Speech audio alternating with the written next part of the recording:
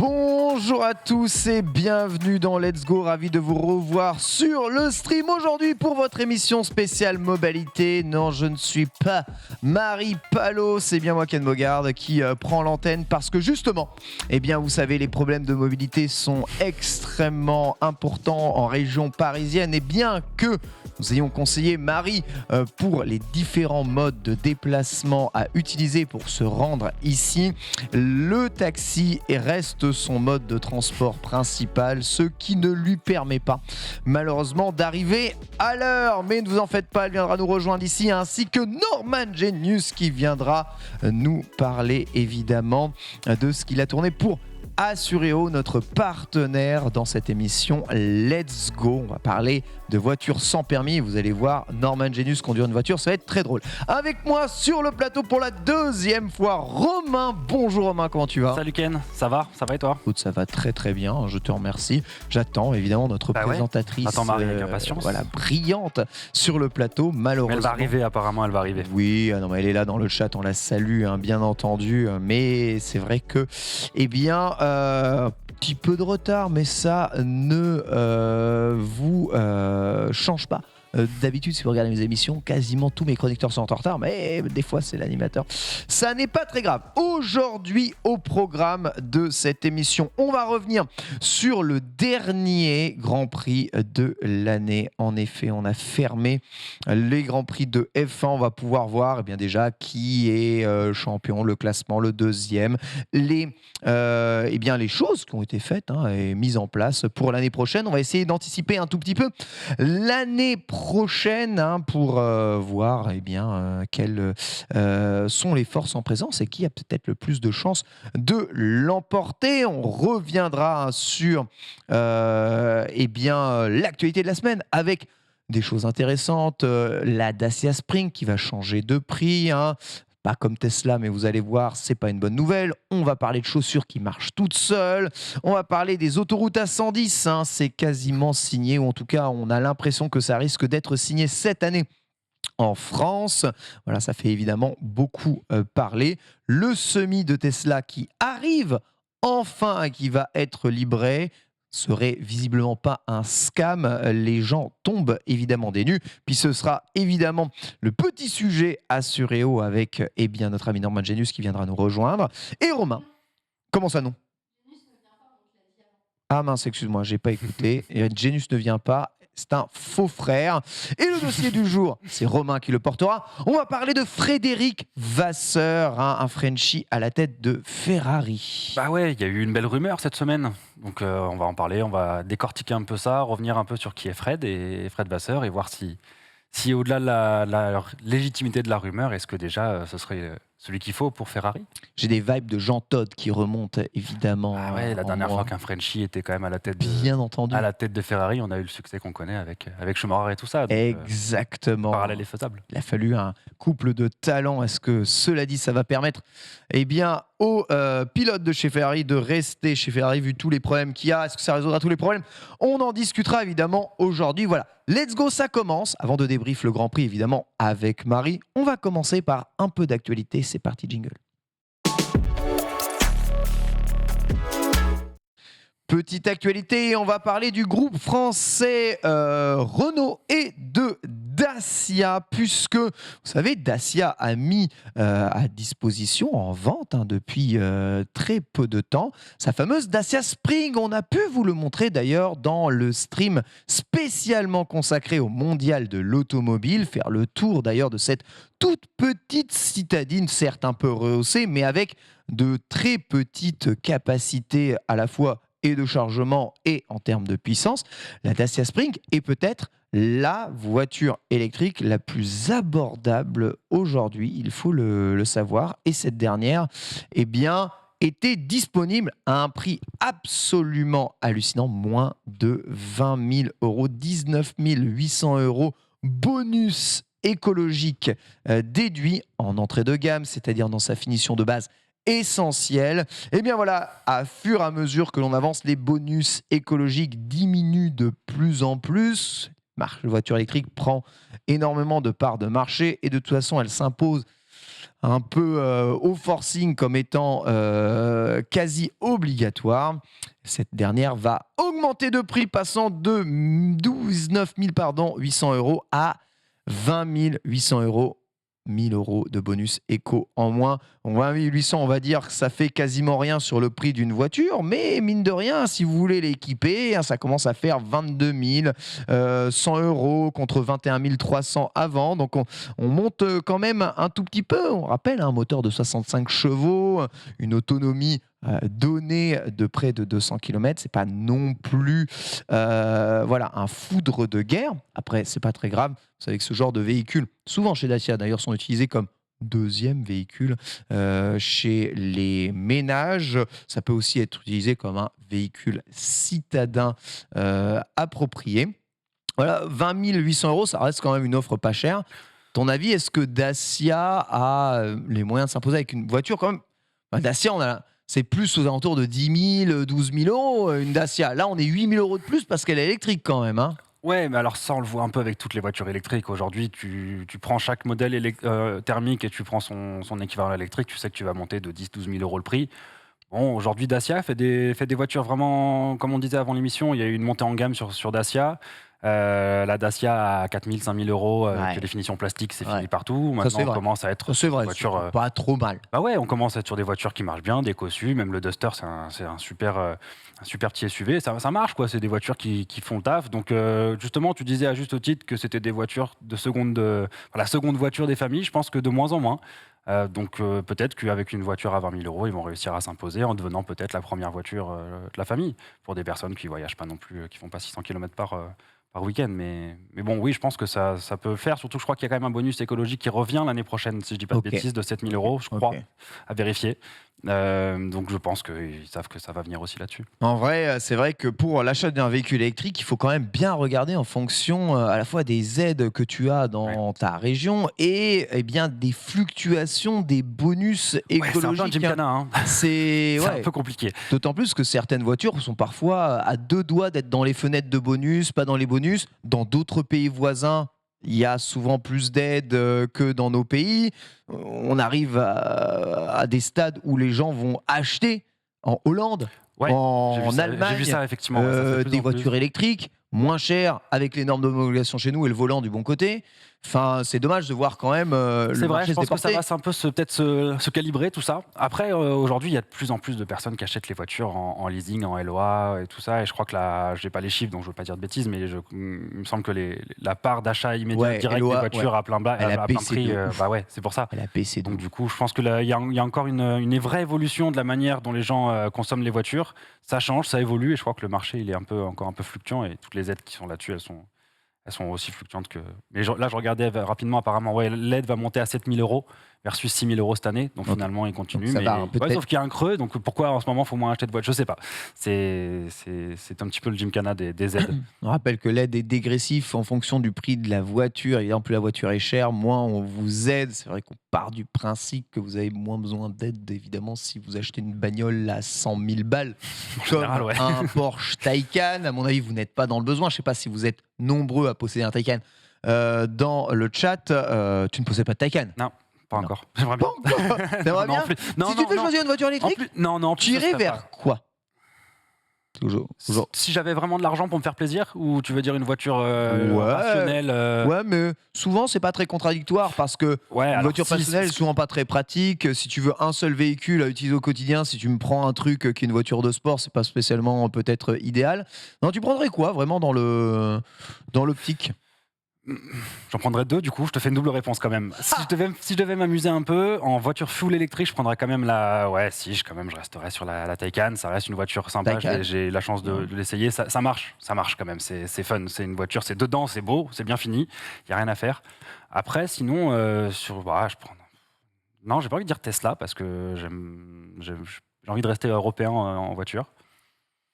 Ah, si je prendrais la Taycan quand même. Taycan, Ouais, si, voilà. Taycan. Écoute, Ouais, je m'arrête là-dessus, Taycan. tu aurais les moyens de prendre une voiture électrique, tu prendrais la Taycan. Alors, il Si est j'avais pas- les moyens de mettre 120 il est ou pas- 150 000 euros dans une voiture. il est pas exclu d'ailleurs qu'une Porsche Taycan sur le long terme soit bien plus rentable d'ailleurs qu'une 911 Turbo S pense, en ouais. vrai, que ce soit en termes de consommation, de coût d'entretien Ah oui, ou tout à même eh bien d'assurance juste derrière. Donc quelque part peut-être que le prix d'une Taycan aux alentours de 110 000 euros, il me semble, hein, quand même. Je crois que c'est ça, hein, sur l'entrée de gamme. Je crois Chez que Porsche. Tu c'est t'y assez cher. retrouves sur le long terme. Faut-il Si t'as encore, pas de panne, pas d'accident. pas Ouais, de tout ça, exactement. quoi. Faut-il encore pouvoir débourser un billet de 110 000 dans un objet, chose qui semble surréaliste, hein, bien entendu. En tout cas, sachez que du côté de Neuilly-sur-Seine, on en croise beaucoup. Bizarrement, il y en a pour qui l'abondance est plus grande que d'autres.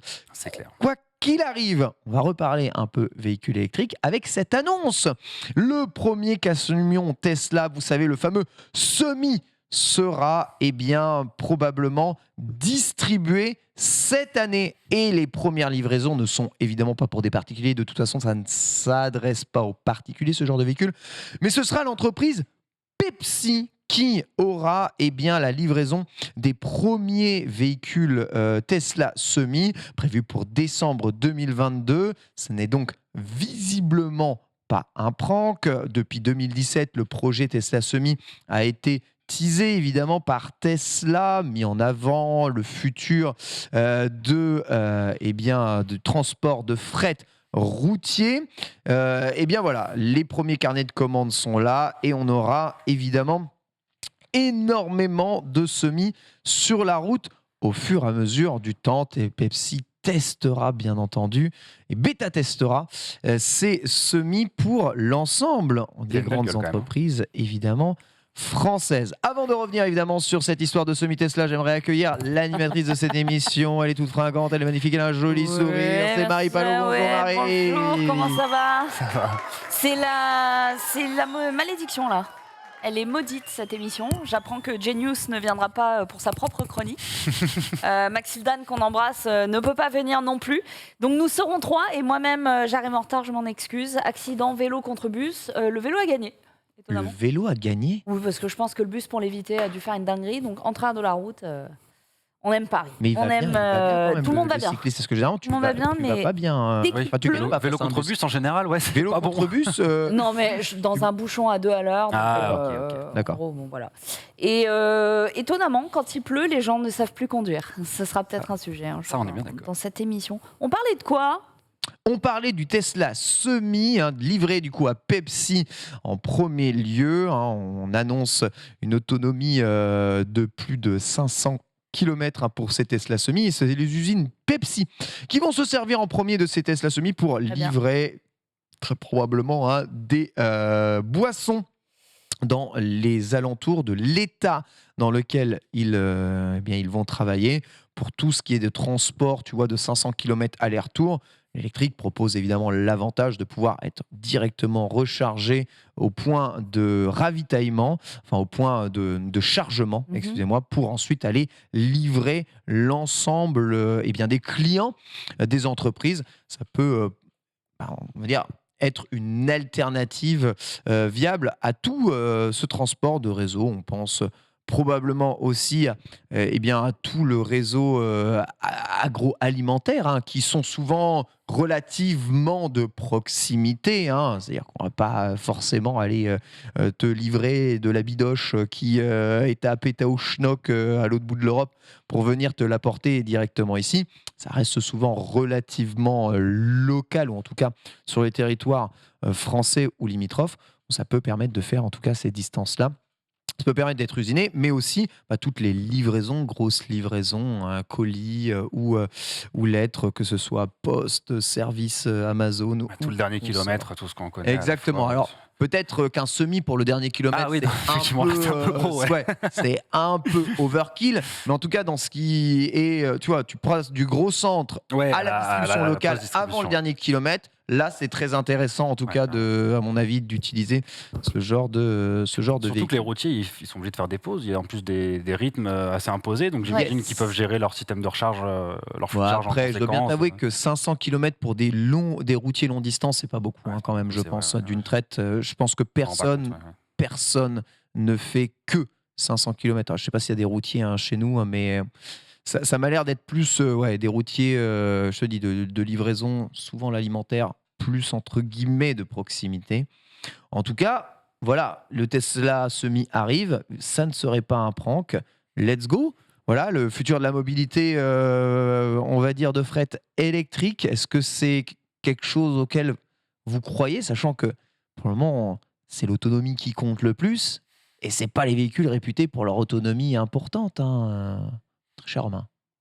Après, on dit toujours que le poids, c'est l'ennemi de l'autonomie et tout ça. Donc, effectivement, j'ai entendu dire que l'hydrogène pouvait être une solution qui marche pour le fret et les charges massives. Après, de toute manière, il faut qu'ils y aillent. Donc, Tesla a fait le game changer sur le marché de la voiture. Pourquoi pas faire le game changer sur le marché de... Tu crois ? Tu penses que ça peut pousser Mercedes, Renault Trucks à passer à des solutions Ils auront pas le choix de toute manière. électriques et je aérodynamiques. pense qu'ils n'auront pas le choix. Alors électrique ou pas, je sais pas, mais ils n'auront pas le choix d'effectuer une transition quelle qu'elle soit. On sait qu'aujourd'hui ils sont quand même pointés du doigt sur beaucoup de sujets. On sait que les camions ça pollue beaucoup, tout ce qu'on veut. Enfin là je dis des banalités, mais on sait quand même que si les entreprises veulent continuer de consommer, on n'aura pas le choix et on va consommer de plus en plus local, certes. On va essayer de ressourcer en Europe, certes, mais il va falloir aussi que les solutions de transport soient adaptées. C'est obligatoire. Donc, est-ce que Tesla, au moins en faisant du marketing comme ils l'ont fait à l'époque, ils vont peut-être changer un peu les mentalités ? Ouais, je pense que de toute façon, c'est bien que ça existe. Alors Marie, tu seras déçue, le Tesla Semi ne contient qu'une seule place en son centre. Ah ouais, c'est une place centrale, vous êtes au centre comme une monoplace. Ok. Vraiment. Derrière, il y a tout un équipement pour pouvoir dormir, se reposer au sein même de son Semi, mais par contre, vous êtes sur un Seul siège, Sama, seul Sama, au milieu d'une immense console centrale. Ok. Voilà, donc tu ne pourras pas faire du stop pour venir dans un camion Tesla Semi-Marie. Ça dégoûte. Alors j'ai un petit article qui est en lien avec Pepsi, figurez-vous, puisque c'est une nouvelle série en 4 épisodes qui débarque sur Netflix, et peut-être que vous en avez entendu parler. Ça s'intitule Where is my jet ? Où est mon jet privé ? Ah yes, j'ai vu la bande-annonce. Vous connaissez peut-être l'histoire qui se cache derrière, mais fut un temps, en tout cas, la publicité, c'était quelque chose qu'on prenait très au sérieux, en tout cas à la télé. Et à l'époque, il y avait dans une publicité Pepsi un jeune qui expliquait qu'il avait gagné tout un tas de choses grâce à des points de fidélité. Et dans son dos, il y avait un jet qui, selon la publicité, était gagnable avec 7 millions de points. Ouais, c'est ça, ouais. Ils ne se sont jamais dit qu'un man allait vraiment collectionner. Je crois que ça représentait 1 400 000 canettes, je crois. Enfin, je ne sais plus le titre de C'était la bande-annonce, mais le mec qui a pondu ce concours s'est dit en fait, c'en est pas un, c'est juste une pub. Mais 2 personnes ont ramené les 7 millions de points, réclamant leur jet, du coup, Where is my jet ? Ce qui est parti en procès. Et ils ont gagné. Donc ils se sont retrouvés avec un jet de plusieurs. Ils ont gagné un jet au final. Ils ont gagné un jet. Alors je pense qu'ils ne l'ont jamais fait décoller vu le prix de. Let's go. Mais quand on sait le prix d'un jet, ça fait plutôt plaisir. Donc voilà. C'était pas l'opération la plus rentable du monde pour Pepsi là. Ah bah tu m'étonnes.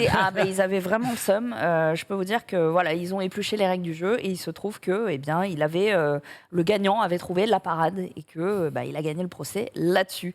Fin de la parenthèse. On va passer directement aux news. Si vous ne les avez pas faites, le débrief. Non, justement, on t'attendait pour faire le débrief. Très bien. On a lancé les news Jingle. annexes.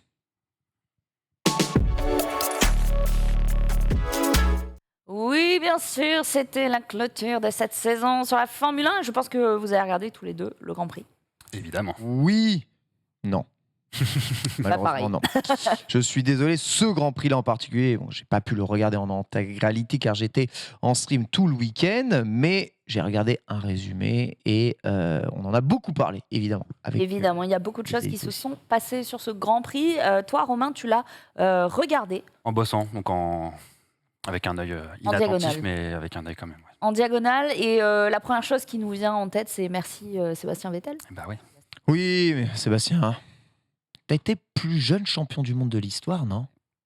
En tout cas, historique. Et puis, beaucoup de messages très touchants de la part d'autres pilotes. Je pense notamment, alors je ne sais pas s'il l'est dans les images que tu as sélectionnées, Denis, une image d'Alonso qui est penché sur la monoplace de Vettel et qui lui dit tu peux y aller tranquille sur ce tour, je ne t'attaquerai pas, profite du Grand Prix.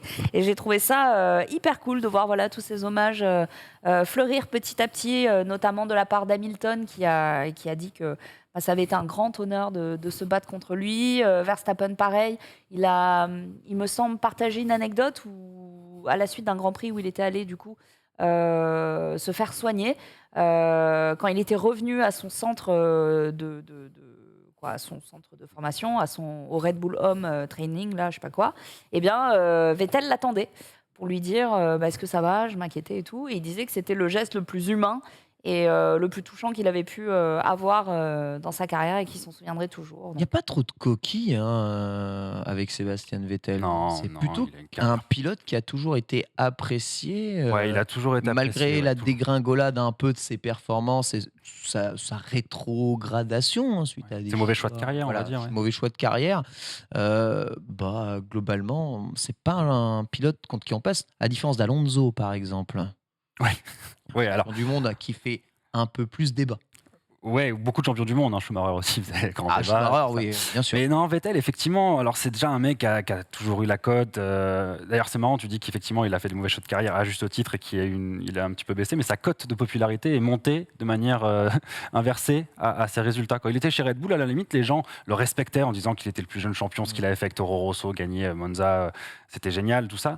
Mais il y avait, je sais pas, il n'était pas tant apprécié que ça. Et finalement, c'est après, puisqu'il s'est forgé cette image de mec qui est un super champion, vraiment un super pilote, mais qui courait pour un peu plus que ça. Il courait aussi pour changer des mentalités. Il courait parce que je pense qu'il aimait vraiment l'ambiance. Typiquement, quand il y a eu l'accident, je crois que c'est de Norris, si je dis pas de bêtises, à Spa. C'est le premier à tout de suite sortir vraiment de la piste pour voir s'il va bien. Enfin, ils sont quand même pas beaucoup. Très humains. Ils sont pas beaucoup comme ça, quoi. Il a défendu la sécurité toujours. Il s'est battu pour que les évolutions se fassent. Il a toujours été apprécié par ses camarades d'écurie, enfin ses coéquipiers ou les ingés en interne. Enfin, ouais, c'est un mec qui. Et je sais que dans les écuries inférieures, pour avoir côtoyé des gars qui ont bossé avec lui, il a toujours été extraordinaire, apparemment. Ouais, c'est un super. Et maintenant, il est à fond dans l'écologie en plus. Il travaille pour. Il a plein de projets. Je pense que c'est pour ça qu'on discutait. Est-ce qu'il va revenir un jour? Moi, je pense pas, parce qu'il va partir sur des projets écolos dans tous les sens. Là, il est un peu comme Rosberg, quoi. C'est le même genre de mentalité. Et c'est vrai que c'était assez critiqué à l'époque où il faisait déjà de la F1, parce que F1 et écologie, c'est vraiment complètement paradoxal aujourd'hui, mais bon, il faut aussi profiter de son statut de pilote de F1 pour mettre en avant ses projets. Voilà, là, il décide d'arrêter la F1 pour faire justement et mettre en avant ses autres projets, donc c'est vraiment cool. Nico Rosberg aussi, un grand pilote, bien entendu, une chaîne YouTube extraordinaire. Ouais. Je suis fan de ce mec qui est youtubeur aujourd'hui, Nico Rosberg. Complètement youtubeur, organisateur d'événements parce qu'il a un super salon. Exactement. Et puis le mec, il s'est barré en disant j'ai battu Hamilton, je me casse. Il a lâché le micro. Moi, j'ai trouvé ça stylé ce qu'il a fait. C'est beau. Exactement. Mais donc un quadruple champion qui prend sa retraite après une carrière qui a été largement saluée. Il finit 10e sur ce dernier GP et s'est exprimé en disant que il aurait aimé inscrire plus de points. Je trouve quand même que c'est honorable, qu'il a aimé la course, qu'il a trouvé un petit peu plus difficile de se mettre dedans. Forcément, quand c'est un au revoir, peut-être que tu as la tête qui est... Mais il a fini la course. Il a fini la course. Il a admis que c'était peut-être pas la meilleure des stratégies qu'il avait employées, ce qui était un petit peu dommage. Mais bon. L'essentiel est ailleurs, on va dire. Clairement, je pense qu'il s'en va avec tous les honneurs. Alors, Denis nous a mis dans le chat un... C'est propre, son donuts, là. Il est propre de chez propre. Ça bouge pas. Le setup, il est incroyable. Et juste après, il n'y a rien qui bouge. C'est ouf. Mais il est bon. Il dit les 2 dernières années ont été décevantes d'un point de vue sportif, mais ont été importantes pour moi dans ma vie, car il y a beaucoup de choses dont j'ai pris conscience à la position où j'étais. Denis nous a mis un tweet. Dîner avec tous les pilotes pour Sébastien. Où voudriez-vous vous asseoir? Waouh, trop stylé. C'est Lewis Hamilton qui a organisé ça, je crois. Pour Vettel, juste avant le Grand Prix, C'est bien stylé. Alors, on a le plan de table. Génial, le plan de table. Incroyable. Où vous ne voudriez pas vous asseoir? Punaise. Toi, tu voudrais pas être à côté de Verstappen déjà? Non, si, je pense que c'est hyper intéressant. Ah, bien sûr. Non, je pense qu'à côté de Latifi, ça doit être compliqué de lui demander alors. Oui, il est là, d'accord. Oui, Latifi, compliqué, ouais. Pas beaucoup de... Alors, ce dernier GP Et Après, je sais pas l'avant-dernier. si la question c'est est-ce que tu veux te mettre à côté du mec que tu penses être le plus sympa? Dans ce cas-là, je me mets à côté, je sais pas, d'un Norris ou d'un mec comme ça Ah qui doivent être des ouais. mecs fun. Est-ce J'avoue. que je me mets à côté d'un mec à qui j'ai envie qui me raconte des histoires et je me mets à côté d'Hamilton ou d'Alonso? Dans ce cas-là, il n'y a pas de débat. Hein. Vous Ou vous de mettez Vettel. pas à côté des Français, quoi. Ouais, ils sont loin, les deux Français. Hein, Entre, l'un de l'autre. ouais, Ouais, en ouais. plus, ils sont loin de l'autre. Ouais. Ils sont très très loin. T'as les vu deux. Alonso? Ocon est à Zo, côté de Zo. qui? La Verstappen. Attends, j'ai pas mes lunettes, c'est terrible. Ouais, Verstappen. Effectivement. C'est Gasly en bout de table. Ouais. Ouais, genre entre, Gasly Stroll. Ouais. alors, entre Gasly, Ricardo et Tsunoda, à mon avis, on doit bien se marrer. Hein, J'avoue, en moi, bas. ce serait Ricardo. J'avoue, je Mais le Alonso, il mettrais est pas là. là, on est moi. d'accord? Ah si, il est là, Alonso. Ok, je l'avais pas vu. Non, mais le Ouais. bout de table, en fait, j'ai vu le plan du resto, le bout de table, ça doit être le mieux pour partir pisser ou quitter le truc en premier. Mais je pense que ce serait Ricardo pour moi. Hein. Après, clairement, c'est le rêve de beaucoup de gens de se retrouver assis à cette table. Hein. Ah ouais. On va pas se Non, mentir. clairement. Stylé. C'est un très très beau plan de table. Pour rappel, et ensuite on passe à la prochaine news concernant ce GP, Sébastien Vettel, c'était quelques 299 grands prix disputés, 122 podiums, 53 victoires, 57 pole positions et 4 titres de champion du monde. Ouais, pas mal. Voilà, merci, Voilà, quoi. merci Vettel pour. Ah, puis des pour belles cette- écuries, hein, Red Bull, Ah Toro ouais. Rosso, enfin Ferrari après, Aston Martin. Il a bourlingué un peu. Hein. Ah, vraiment, vraiment canon. Et moi, ce qui m'aurait impressionne, juste pour finir sur Seb Vettel, c'est que, je sais pas si vous voyez parfois sur les réseaux, ils mettent des petits quiz, des petits interros pour voir si les mecs connaissent bien le monde de la F1. Et il a une connaissance mais extraordinaire de la F1. Mais alors, Ouais. c'est-à-dire qu'ils avaient fait un jeu concours où tous les pilotes devaient donner, je sais plus, une année, un champion ou un truc comme ça. Et il a réussi à remonter jusqu'à 1958 ou 1959, la liste de tous les champions du monde de F1. C'est hallucinant. Il connaît son secteur, il connaît son. Et ça, rien que pour ça, c'est du respect parce que c'est un mec qui est impliqué à 100% dans ce qu'il fait. Donc, ciao Seb et respect. Est-ce qu'il va total. rester des pilotes allemands en F1 Euh, Je lance cette question-là. Eh ben, Après le départ de Vettel et de Mick Schumacher. La liste dans. C'est vrai que Mick Schumacher se retrouve sans Ah si, papier Hülkenberg. pour la F1 là. Hülkenberg. Hülkenberg qui va chez Alpha, si je dis pas. Non, qui va où Hülkenberg Il va chez As. Chez As. Ah oui, chez As, c'est ça. Avec Magnussen. Merci le Mais donc du coup, il sera Bien bien sûr. là. Ouais. impeccable. Effectivement. Ça fait peu, hein. Bah ouais. On me dit dans le runner moulage de baquet pour Pierre Gasly chez Alpine et on a Oh là là. visiblement une petite vidéo. On a la vidéo de son moulage de baquet. C'est vrai que c'est fait sur mesure, les Ouais, c'est baquets. impressionnant. Ah bah ouais. Ah là, la Gasly dans une Alpine. Tu te rends compte, t'es mal assis. Je te laisse lancer le tweet, hein, Denis. Là, tu es aux commandes de tous les liens dans le runner. Je ne peux malheureusement pas les lancer. Il est derrière. Ah, d'accord. ok. Parce que moi, je l'attends dans le retour. Je suis con.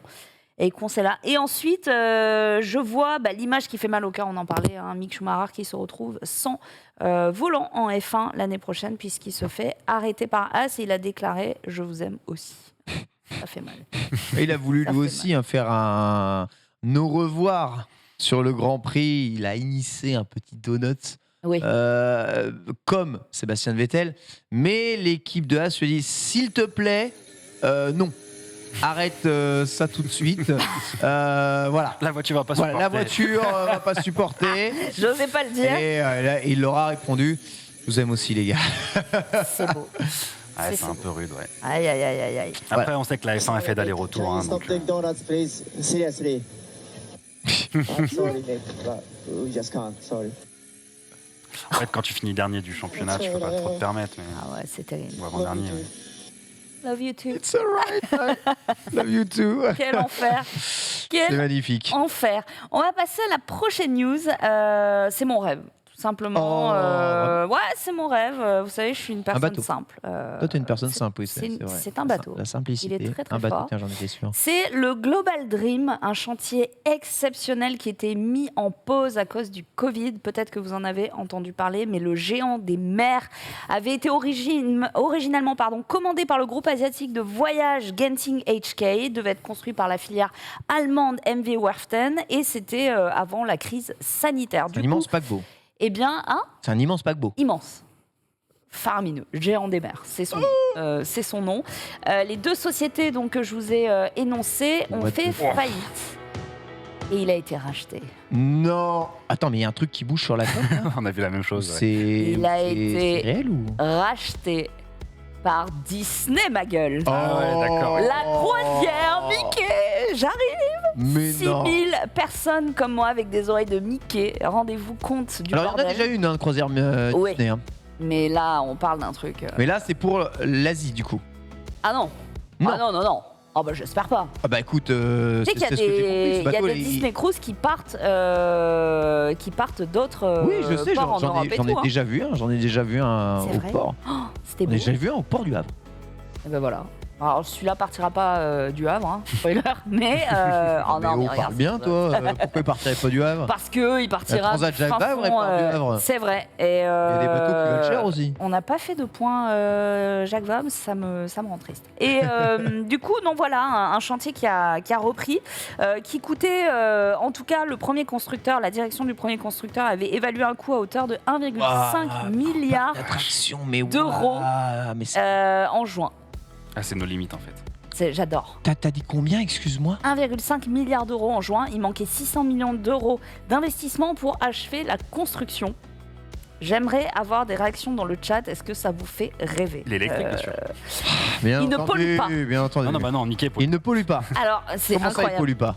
Le, Vas-y, Ah non, c'est explique-moi. vrai. le bâtiment, je cite, hein, sera alimenté par du méthanol vert, un carburant neutre en carbone produit à l'aide d'hydrogène vert et de CO2 biogénique d'origine agricole. C'est incroyable ce que nous arrivons à faire aujourd'hui, de savoir que ce géant des mers ne polluera pas. Non, arrêtez. Oui, voilà, maintenant. On- Non mais la production de ce gaz ne pollue pas, mais quand tu brûles le gaz, Mais oui, mais non, Oui. mais bref, c'est du greenwashing, c'est comment ça horrible, pas du tout, nul sur 20, mais vous avez perdu votre âme d'enfant, ça. Ça vous fait pas rêver d'être avec 6000 personnes comme vous qui aiment Mickey? ouais, Je le sais dis pas. non Je sans crois rien. Hein. je sais pas, mais oui, une croisière comme ça un jour, moi ça me dirait bien en fait, comme toi Marie. En vrai. Ah, Non, vraiment, ça me dirait bien. Traverser, en plus si ça peut traverser, tu sais, toute la mer de Chine, etc. Oui. Voilà tout ça. Non, ça me dirait vraiment beaucoup. alors je vois dans le chat les gens qui disent non mais attends, quel intérêt de faire une croisière pour rester en intérieur? Sachez que évidemment le bateau s'arrête à différents ports. Oui, bah c'est une croisière. Bah oui, le but c'est quand même de Connaissent vous pas le faire principe ou quoi? visiter un maximum de choses Bah et de oui. vous déposer d'un parc Disneyland A à un parc Disneyland B et de vous faire le tour des mers. C'est le principe. En tout cas, voilà, sachez que ce ne sera pas vain et que les 2300 membres d'équipage nécessaires pour naviguer seront Non, mais- disponibles dès 2025. Donc voilà, il y a C'est un quand parc même... Disney à lui tout seul, le c'est truc. ça. hein. Ça, ouais.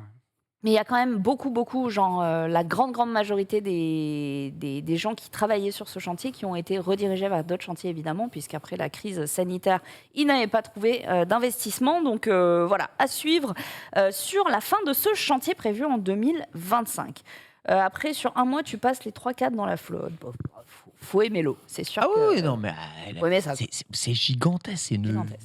ville des paquebots comme ça. Tu te fais réveiller au son de la parade, le Et monde de- qui s'illumine. Il y a, C'est il y a très quand même beau. de plus en plus de projets démesurés comme ça hein, qui pop. Bah, comme, Eh oui. comme la ville. The la Line. ville future, ouais, c'est ça, ouais, des trucs. Catastrophe ça, The Line en vrai. hein. Il y a une petite dichotomie entre la logique écologique mondiale globale et certains projets comme ça. Ouais, qui ouais. intègrent moins bien dans. Ouais. Et qui tous se disent être des projets Écolo, écologiques, bien sûr, tu vois. Ah oui. évidemment. Bah, de Et toute façon, oui, oui, C'est oui. pour ça, quand Ce qui j'ai est lu que On ne d'un- pollue pas, MDR. C'est Arrêtez. un paradoxe absolu et total, mais bon, peu Clairement. importe. On que nous on le nous monde demande est fou. s'il y a assez de canaux de sauvetage. C'est pas un Titanic Revival, je n'espère pas. On va passer rapidement parce qu'on en avait parlé sur Let's Go, les fameuses navettes autonomes qui se baladent en Île-de-France. Peut-être les avez-vous déjà vues? Non. Eh bien, c'est normal. Parce que nous non plus. Et les gens non plus. C'est un flop, titre Le Monde. Le flop des navettes autonomes desservies par les problèmes techniques. Ah Et- mince. Et oui, Rémi, qui dévoile son âge, volontiers 51 ans, mais pas son nom de famille visiblement, travaille pour une entreprise et dit qu'il a croisé la navette sans conducteur, donc qui était en service depuis septembre, mais que ça fait des semaines qu'elle ne s'est plus montrée. Sérieux? Voilà, elle est tellement autonome qu'elle s'est barrée, quoi. Donc c'est génial. Punaise, mais je les ai jamais vus, Ah, hein, pareil. sérieux? Jamais. Là, les photos sont à Londres en plus, donc de toute façon. Ah là, moi, je ne... Voilà, on nous dit, voilà, à Vincennes, il y en avait. À Vincennes, d'accord. Ben, il n'y en a plus. Donc, demandez à la ville, comme le dit la RATP, mais un constat d'échec, puisque ça faisait des années que des expérimentations étaient menées sur ces navettes autonomes et qu'elles n'ont jamais vraiment convaincu. Voilà. Ah, mais attends, si, c'est ça que j'ai vu l'autre jour à côté de chez moi, dans le 20e. J'habite près de Gambetta et j'ai Let's vu go. effectivement une navette. Alors, elle était à l'arrêt par contre, mais il y avait marqué effectivement navette autonome ou je sais plus trop quoi, Ouais, qui fait c'est ça. la balade verte, je sais plus comment ils appellent ça, là, de Charonne, à je sais plus quoi. Ouais, Mais par contre, je l'ai jamais vu marcher, mais elle était là, elle était gars. garée, c'est Lourd. ça. Mais du coup, je me suis demandé ce que c'était. Ok. C'est impressionnamment rapide. Hein. Ah oui, c'est... Ça me chauffe. Hein. C'est vraiment. Ah, faut être zen, hein. Faut être très très zen. Mais oui, effectivement, un constat d'échec admis par l'établissement public Paris La Défense. Et on Oui, remet c'est ça. officiellement un échec, d'accord. Et voilà. Après, franchement, ce genre de navette, c'est vrai que j'y crois plutôt, mais Bien sûr. ce serait tellement plus simple, entre guillemets, si eh bien, ces véhicules ne devaient pas gérer un full environnement et être libres totalement de bouger. Euh, Établir coup. ces lignes de bus, voilà, exactement. Établir ces lignes de bus comme des réseaux, entre guillemets, soit ferrés, soit avec un rail qui permettrait à ces navettes de faire les allers-retours tranquillement. Je trouve que ça serait peut-être un peu plus judicieux. Il y a beaucoup de projets d'extension de tramway juste ici, mais je pense qu'à terme, avoir évidemment un réseau autonome qui serait géré dans une globalité sans facteur humain et qui serait indépendant du trafic permettrait des déplacements bien plus optimisés, bien plus rapides, sans bouchons, sans les problèmes que l'on connaît des transports aujourd'hui. Donc moi, personnellement, j'ai tendance à croire en ce genre de truc, d'autant plus de ne pas avoir de conducteur. Ça permet de libérer beaucoup plus d'espace à l'intérieur des navettes, de mieux répartir les gens dedans. Donc ouais, mais en utilisant une route pure et dure, c'est toujours un peu compliqué en fait. Le chat me fait beaucoup rire, je suis désolée. Un vieux en déambulateur peut faire la course avec. Ouais, bah là, ce qu'on Bah a vu, ouais, oui. Je vous prends des petits trucs comme ça, hein, c'est gratuit. Même les machines fuient Paris. Elle vit maintenant sa meilleure vie dans un pays chaud. Mais là, Voilà. elle roule pas droit, déjà, ça me trigger. Ah ouais, non, mais... Le fait qu'elle roule sur la bande blanche, ça me trigger. Et puis surtout, Ouais, là, tu on vas te le plus saura vite en marchant, comme nous le dit Volchan Ouais, elle TV. s'arrête, ok. Effectivement. Bien. Peut-être pour les personnes très âgées. Oui, en alors après, là, situation de c'est handicap. la ligne de test que vous voyez justement ici, mais donc elle est séparée quand même du trafic. Mais visuellement parlant, c'est pas beau, tu vois. En fait, Ça tu sent les pas vois- le futur, quoi. En fait, tu les vois vois se déplacer. Tu sais, l'être humain, ça a de l'intuition quand même. Quand tu regardes quelque chose, tu sais tout de suite si un mec au volant, il a pris des trucs visiblement, ou il n'est pas bon conducteur, ou il est sous l'emprise de l'alcool, ou je sais pas quoi. Quand tu regardes une machine autonome, tu sais directement si tu peux lui faire confiance ou non. Vraiment, tu regardes, tu fais OK. Je monte pas là-dedans. Ou ok, d'accord, ça a l'air de fonctionner, c'est Ouais. fluide, c'est machin. Il faut trouver cette fluidité, sinon tu perds immédiatement la confiance des gens. Et ce genre de machine, ça peut être vraiment génial parce que Paris, c'est tellement une horreur quand tu es en fauteuil roulant. Ah oui, Tellement une Enfer. horreur, c'est un enfer. un enfer. Monter dans les bus, il faut être aidé et tout. Enfin, c'est n'importe quoi. Et encore, je te jure, après avoir fait Tokyo, on n'est pas les pires. Hein. Ouais, bah Tokyo, bah. le problème, c'est qu'ils mettent des trucs pour aveugles partout. Ouais. Et du coup, pour les fauteuils roulants, c'est Voilà, c'est terrible. Mais il y a des le ascenseurs handicapé partout. moteur n'existe pas au Japon, Ouais, d'accord. visiblement, parce que voilà, tu te retrouves des fois avec 80 km de marche, d'escalier, hein, vraiment pour aller sur ton quai. Donc c'est un peu compliqué. On dirait les petites machines qui lavent les trottoirs. Ils continuent. On dirait du Wall-E un peu. Ou des trucs voilà. comme ça, Ouais, mais- c'est ça, c'est ça. Après, Le bon, futur d'il y a 30 c'est ans. bien que des projets comme ça pop. Hein. On sait tous Je suis que complètement il va d'accord. falloir que ça avance et que ça évolue. Comme on dit depuis le début, il faut de toute façon que les mentalités changent. Donc des projets de trucs autonomes, c'est juste dommage que là soit un échec commercial et que du coup ce soit le contribuable qui paye, parce que j'imagine que C'est ça. comme c'est les mairies Ah bah. qui ont acheté, c'est à la fin toujours ça. Donc c'est Ah dommage. bah oui, mais, oui, oui, oui. effectivement, Clairement. c'est pas une réussite absolue. Ouais. Effectivement. On nous dit pas de grève, cela dit. Ah bah oui, pas faux. On n'est pas à l'abri que la machine se retourne. Bref. Sinon, on nous dit pendant ce temps, des capsules hexacoptères autonomes sont testées dans d'autres villes étrangères. Exactement. La France. Les amis. Startup Nation. Mais On oui. comprend pas. Mais oui. Après, on part quand même de très vieilles villes en Mm. France que l'on doit adapter C'est à vrai. des nouveaux Non, c'est vrai. transports. T'as raison à 100%. On ne construit pas nos réseaux de transport sur les nouveautés technologiques. C'est donc plus dur. T'as Et raison. c'est sûr que le métro de Tokyo, quand il est apparu, ça paraissait être le truc le plus futuriste de l'histoire. Aujourd'hui, franchement, il est ringard comparé au métro chinois, tu vois, qui va être sûrement ringard par rapport au métro coréen, qui sera sûrement mais il ringard fonctionne. par rapport au nouveau Il réseau est de transport charmant. des nouvelles villes qui grandissent. C'est toujours comme ça. Plus tu fais tes infrastructures tard, plus tu les fais avec les dernières technologies et du coup ça paraît cool. Mais dans 20 ans, ça paraîtra aussi. Puis on est sur une ville historique aussi avec civile, tu Paris vois. ou même Marseille ou quoi que ce soit, ou Bordeaux, ce sont des villes quand même historiques avec une C'est ça. organisation quand même C'est ça.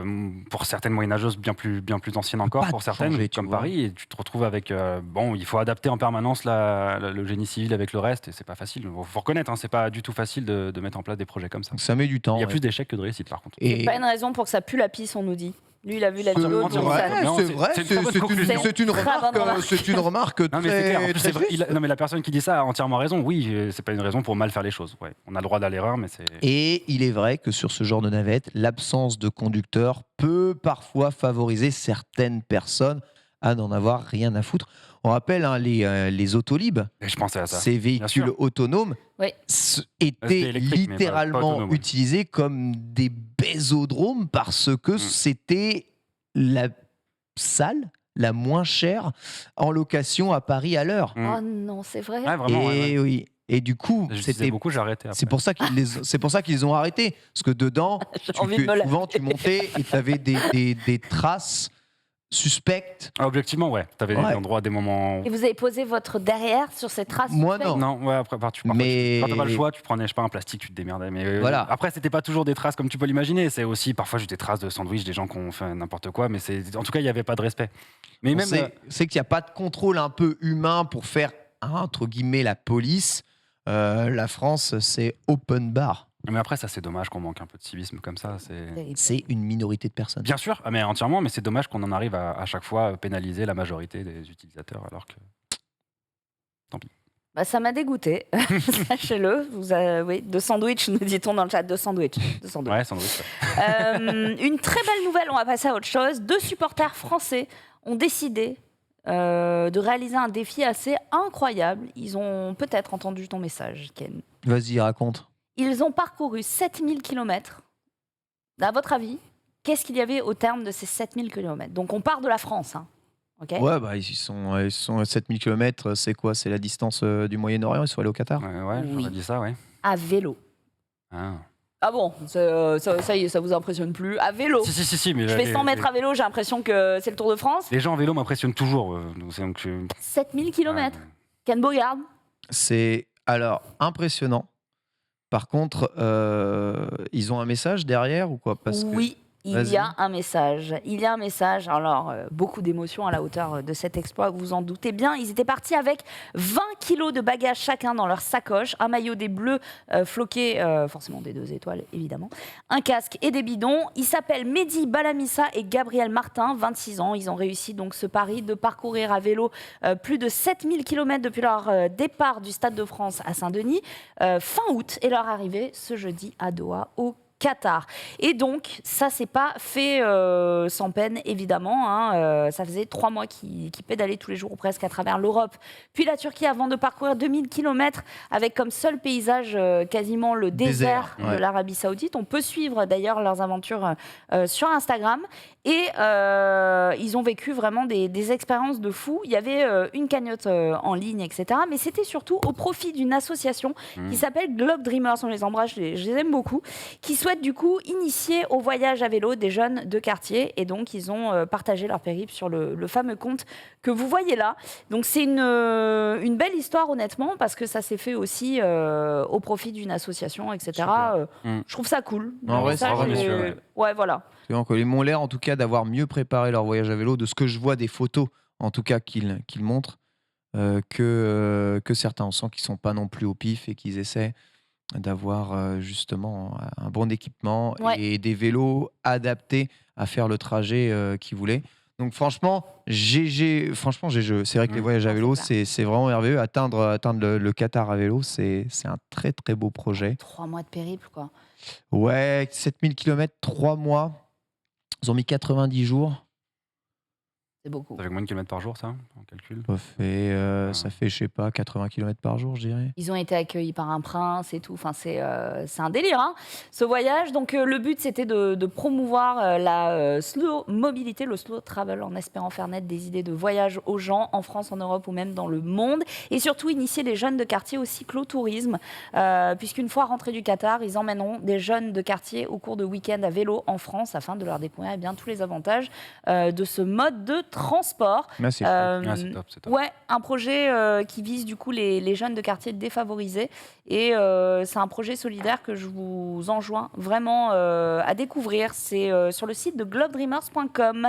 Ouais. Voilà. Pour en faire beaucoup, des voyages à vélo, le vélo, c'est l'objet qui te donne la vitesse idéale pour apprécier les endroits dans lesquels tu te déplaces à une vitesse qui te permet vraiment de t'émerveiller et de voir, de ressentir les changements. Et on serait étonné de voir à quel point les choses changent en 20 km de trajet, Ouais. surtout en Europe, tu vois. 20 km d'ici, tu as déjà dépassé Versailles, tu vois, et tu es déjà dans des zones complètement différentes. 20 km plus tard, tu as une grande forêt, 20 km plus tard, tu retrouves la vie de la rivière. C'est assez ouf. C'est des choses dont on a moins tendance à se rendre compte sur les grandes autoroutes. Évidemment, il faut avoir le temps de voyager, mais le voyage est long. Mais le voyage apporte quelque chose. Là où souvent, quand on va faire la voiture pour se rendre d'un point A à un point B, le voyage n'est pas oufissime. Ou alors, il faut faire la voiture plus lentement et le faire via des itinéraires adaptés. Et si tu fais ça, tu peux apprécier tes voyages en voiture. Mais en voiture, c'est vraiment un endroit où il faut s'arrêter souvent, je pense, pour profiter des spots.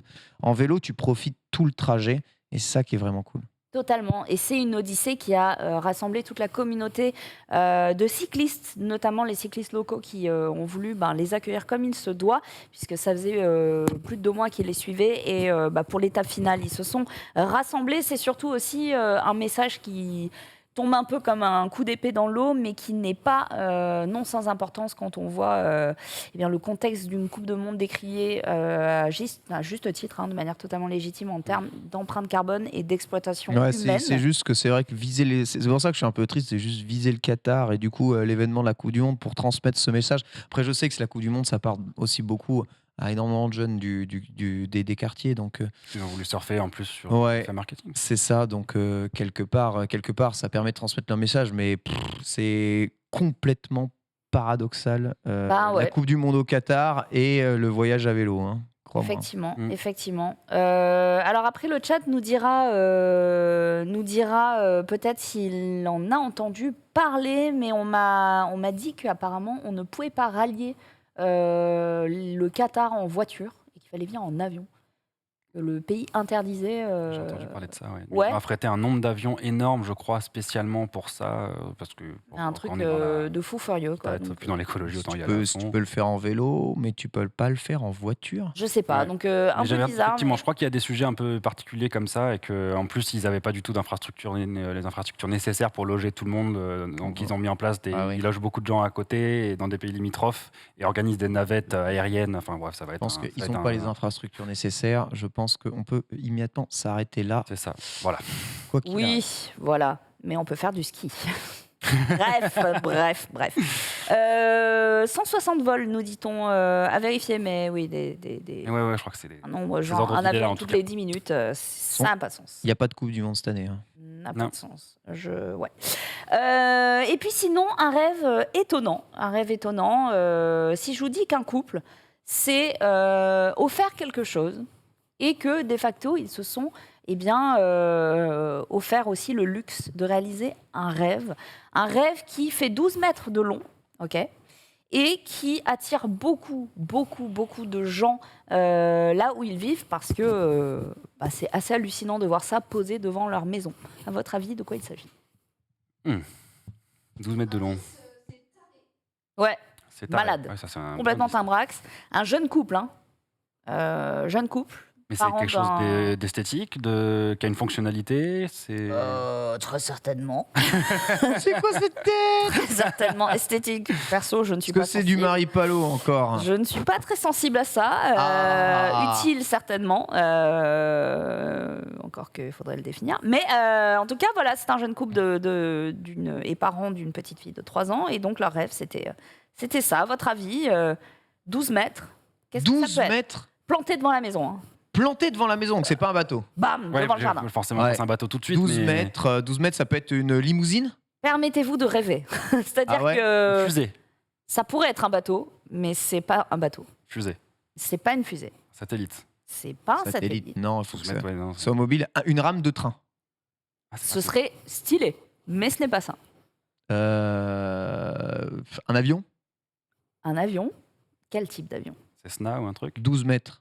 12 mètres, c'est petit pour un avion. 12 mètres, c'est petit. Ouais, c'est un petit- Genre un Cessna, ouais. ou un- monomoteur, mais pourquoi on en parlerait? On s'en fout. Ouais, en fait, c'est ça. Un avion de chasse What the fuck. Fiat de 1957 de nationalité italienne. C'est dans leur jardin, au KLM, devant les chevaux. D'accord, on a la photo. Ah ouais, What the ok. fuck? C'est- Ouah, pour Ah la oui, oui. déco. Ah bah alors là, on est à fond dans Ah, ils ont l'air l'ambiance. Ils ont l'air très contents. Il y a encore les trous dans la carlingue. Hein. C'est une ambiance quand même. beau. Hein. C'est Jo- quoi Jolie maison, ça. comme type d'emblème, ça, au secours? Au secours, au secours. Mais en tout cas, c'était vers l'Italie. Très bien. Quelle année tu m'as dit? 1957. Ouais. 57 ans, Bon, ça va, ça allait après, mieux à l'époque. Ça allait un peu mieux, je crois. Mais voilà dinguerie. Tom Cruise en option. Non, non, mais là, c'est Ouais, c'est ça, Tom Cruise qui se balade sur les ailes. c'est un délire. Après, on juge pas. Chacun ses rêves. Mais si vous pouviez vous offrir, vous avez argent illimité, ok? Ok. Vous pouvez vous Deux fois offrir qu'on propose ça dans la même n'importe journée. quel engin et l'avoir devant chez vous.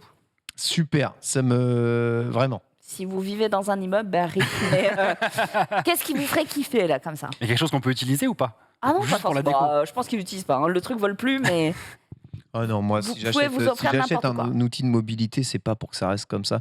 Tu vois, je suis, on va dire, admiratif des collections automobiles que peuvent posséder certains riches collectionneurs.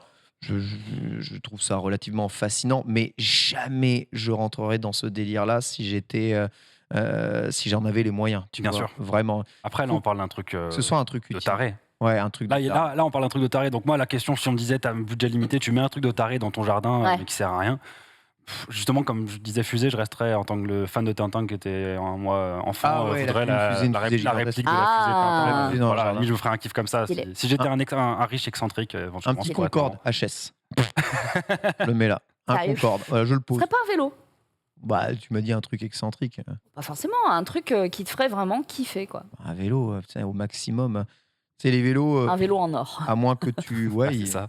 un vélo. Il y a un mec qui s'est fait une config en Australie. 40 000 € son vélo. Oh non, mais please, quoi. 40 000 €. La totalité du vélo est en carbone. Et selon pour toi, faire ça. sert à C'est justif. Oui, c'est ça. Rien. Ah, Et il va faire quoi? Il va aller se balader dans les steppes Ouais, j'ai juste voulu faire la config la plus chère possible, je pense. Voilà, Il va se bon. faire piquer par une araignée, Bah, crever comme une On va merde. voir donc, ça, ouais, en Australie. Hein, super. donc, mais écoute, hein, pourquoi pas, j'ai envie de dire. Mais ouais, ça serait pas très très ouf comme objet de décoration. Un tracteur Lamborghini. L'enfer. On nous dit dans le chat, je mets les 2 km de train suisse qu'on a vu la semaine dernière. Ah ouais, Ça- j'avoue. On nous dit aussi un Soyuz, une station orbitale, un Falcon 9 planté dans le jardin, un T-Rex. Mais tu sais, l'idée de ma rame de mon wagon de train, là, C'est trop bien. un wagon de train en mode ou une rame de métro, genre en mode aménagé, Ah, oui, bien qui sûr. fait dans le jardin une petite pièce à l'extérieur du Trop jardin. cool. Euh, Ça, c'est le feu. ouais, c'est le feu. Ça, c'est le feu. Ils font ça à Shinjuku, à Tokyo. Lorsque tu sors du métro, tu as des rames de train, des rames de métro qui sont là, aménagées, et c'est l'office du tourisme, Génial. en fait. Ouais, c'est malin. Et tu peux aller dedans et te renseigner un peu. C'est trop stylé. J'aime bien l'idée. Et ben moi, quelqu'un dans le chat a pris mon rêve. Oh non. Un Gundam. Ah ouais. Ah bah, ça avance. si t'as un Gundam, C'est s'il fonctionne, c'est encore mieux. De mobilité. Voilà, c'est tout pour mes news. On va passer à la suite parce que j'ai vu dans le runner qu'il y avait quand même pas mal de news. Il y a des trucs. Hein. Dont celle de Maxildan qui malheureusement n'a pas pu nous rejoindre. Aujourd'hui, il va bien, tout va bien. Hein. Il a juste énormément de travail, donc c'est bien qu'il se repose aussi un petit peu. On va commencer par un truc que j'ai vu, je sais pas qui l'a mis dans le runner, c'est horrible. Les chaussures de marche à roulettes. Ah, bah c'est ma news. Bah, j'ai vu ça sur internet. Quel est le à ça d'inventer les rollers en fait Alors, ce n'est pas la même chose. Ken va se battre. Je t'en parle un tout petit peu. Les chaussures de marche à roulettes, très exactement les roulettes se fixant sur les chaussures. C'est le projet d'un Kickstarter de personnes assez folles. Ça s'appelle les Moonwalkers et je me suis rendu compte, mon très cher Denis, que le premier lien est un bad lien absolu et total. Je suis sincèrement désolé, c'est pas du tout ça. Tu peux mettre directement le deuxième lien, Léa et les vidéos aussi. Non, tu n'iras pas, ça parle de vite. mobilité aussi. Moi, je veux voir le lien. Non, mais parce que Pas circuit additionnel de Mario Kart 8 Deluxe. En fait, j'ai regardé deux trucs en même temps. Que fout Voilà, ce c'est lien ça. ici C'est de la mobilité, ça marche. Voilà, c'est la mobilité aussi, c'est les courses fous de ma automobiles. Ça bouge, c'est rigolo. Oui, non, évidemment, ce n'est pas du tout ce que je voulais mettre dans le runner. Par contre, ça fait plaisir de voir des images de Mario Kart toujours. Bah ouais, écoute, ça régale, c'est pas ça. Le projet du Kickstarter, donc ça s'appelle les Moonwalkers, hein, et ce sont des chaussures, en tout cas des roulettes qui s'adaptent sur vos chaussures, qui vous permettent de marcher 2 fois plus vite. Incroyable mais vrai. Après le projet de roller intégré dans les chaussures, les Moonwalkers vous permettent de glisser sur la route. Kickstarter qui demandait 90 000 €. Actuellement, 310 000 € sont engagés. 533 contributeurs qui croient à mort en The World Fastest Shoes, les Moonwalkers. On a des démonstrations un tout petit peu dans les clips de comment fonctionnent les Moonwalkers. Je ne sais pas si tu peux nous montrer quelques images. C'est un peu ridicule quand même. C'est complètement ridicule, bien entendu. Bien sachez qu'il y a quand même 300 000 € réunis sur ce projet-là.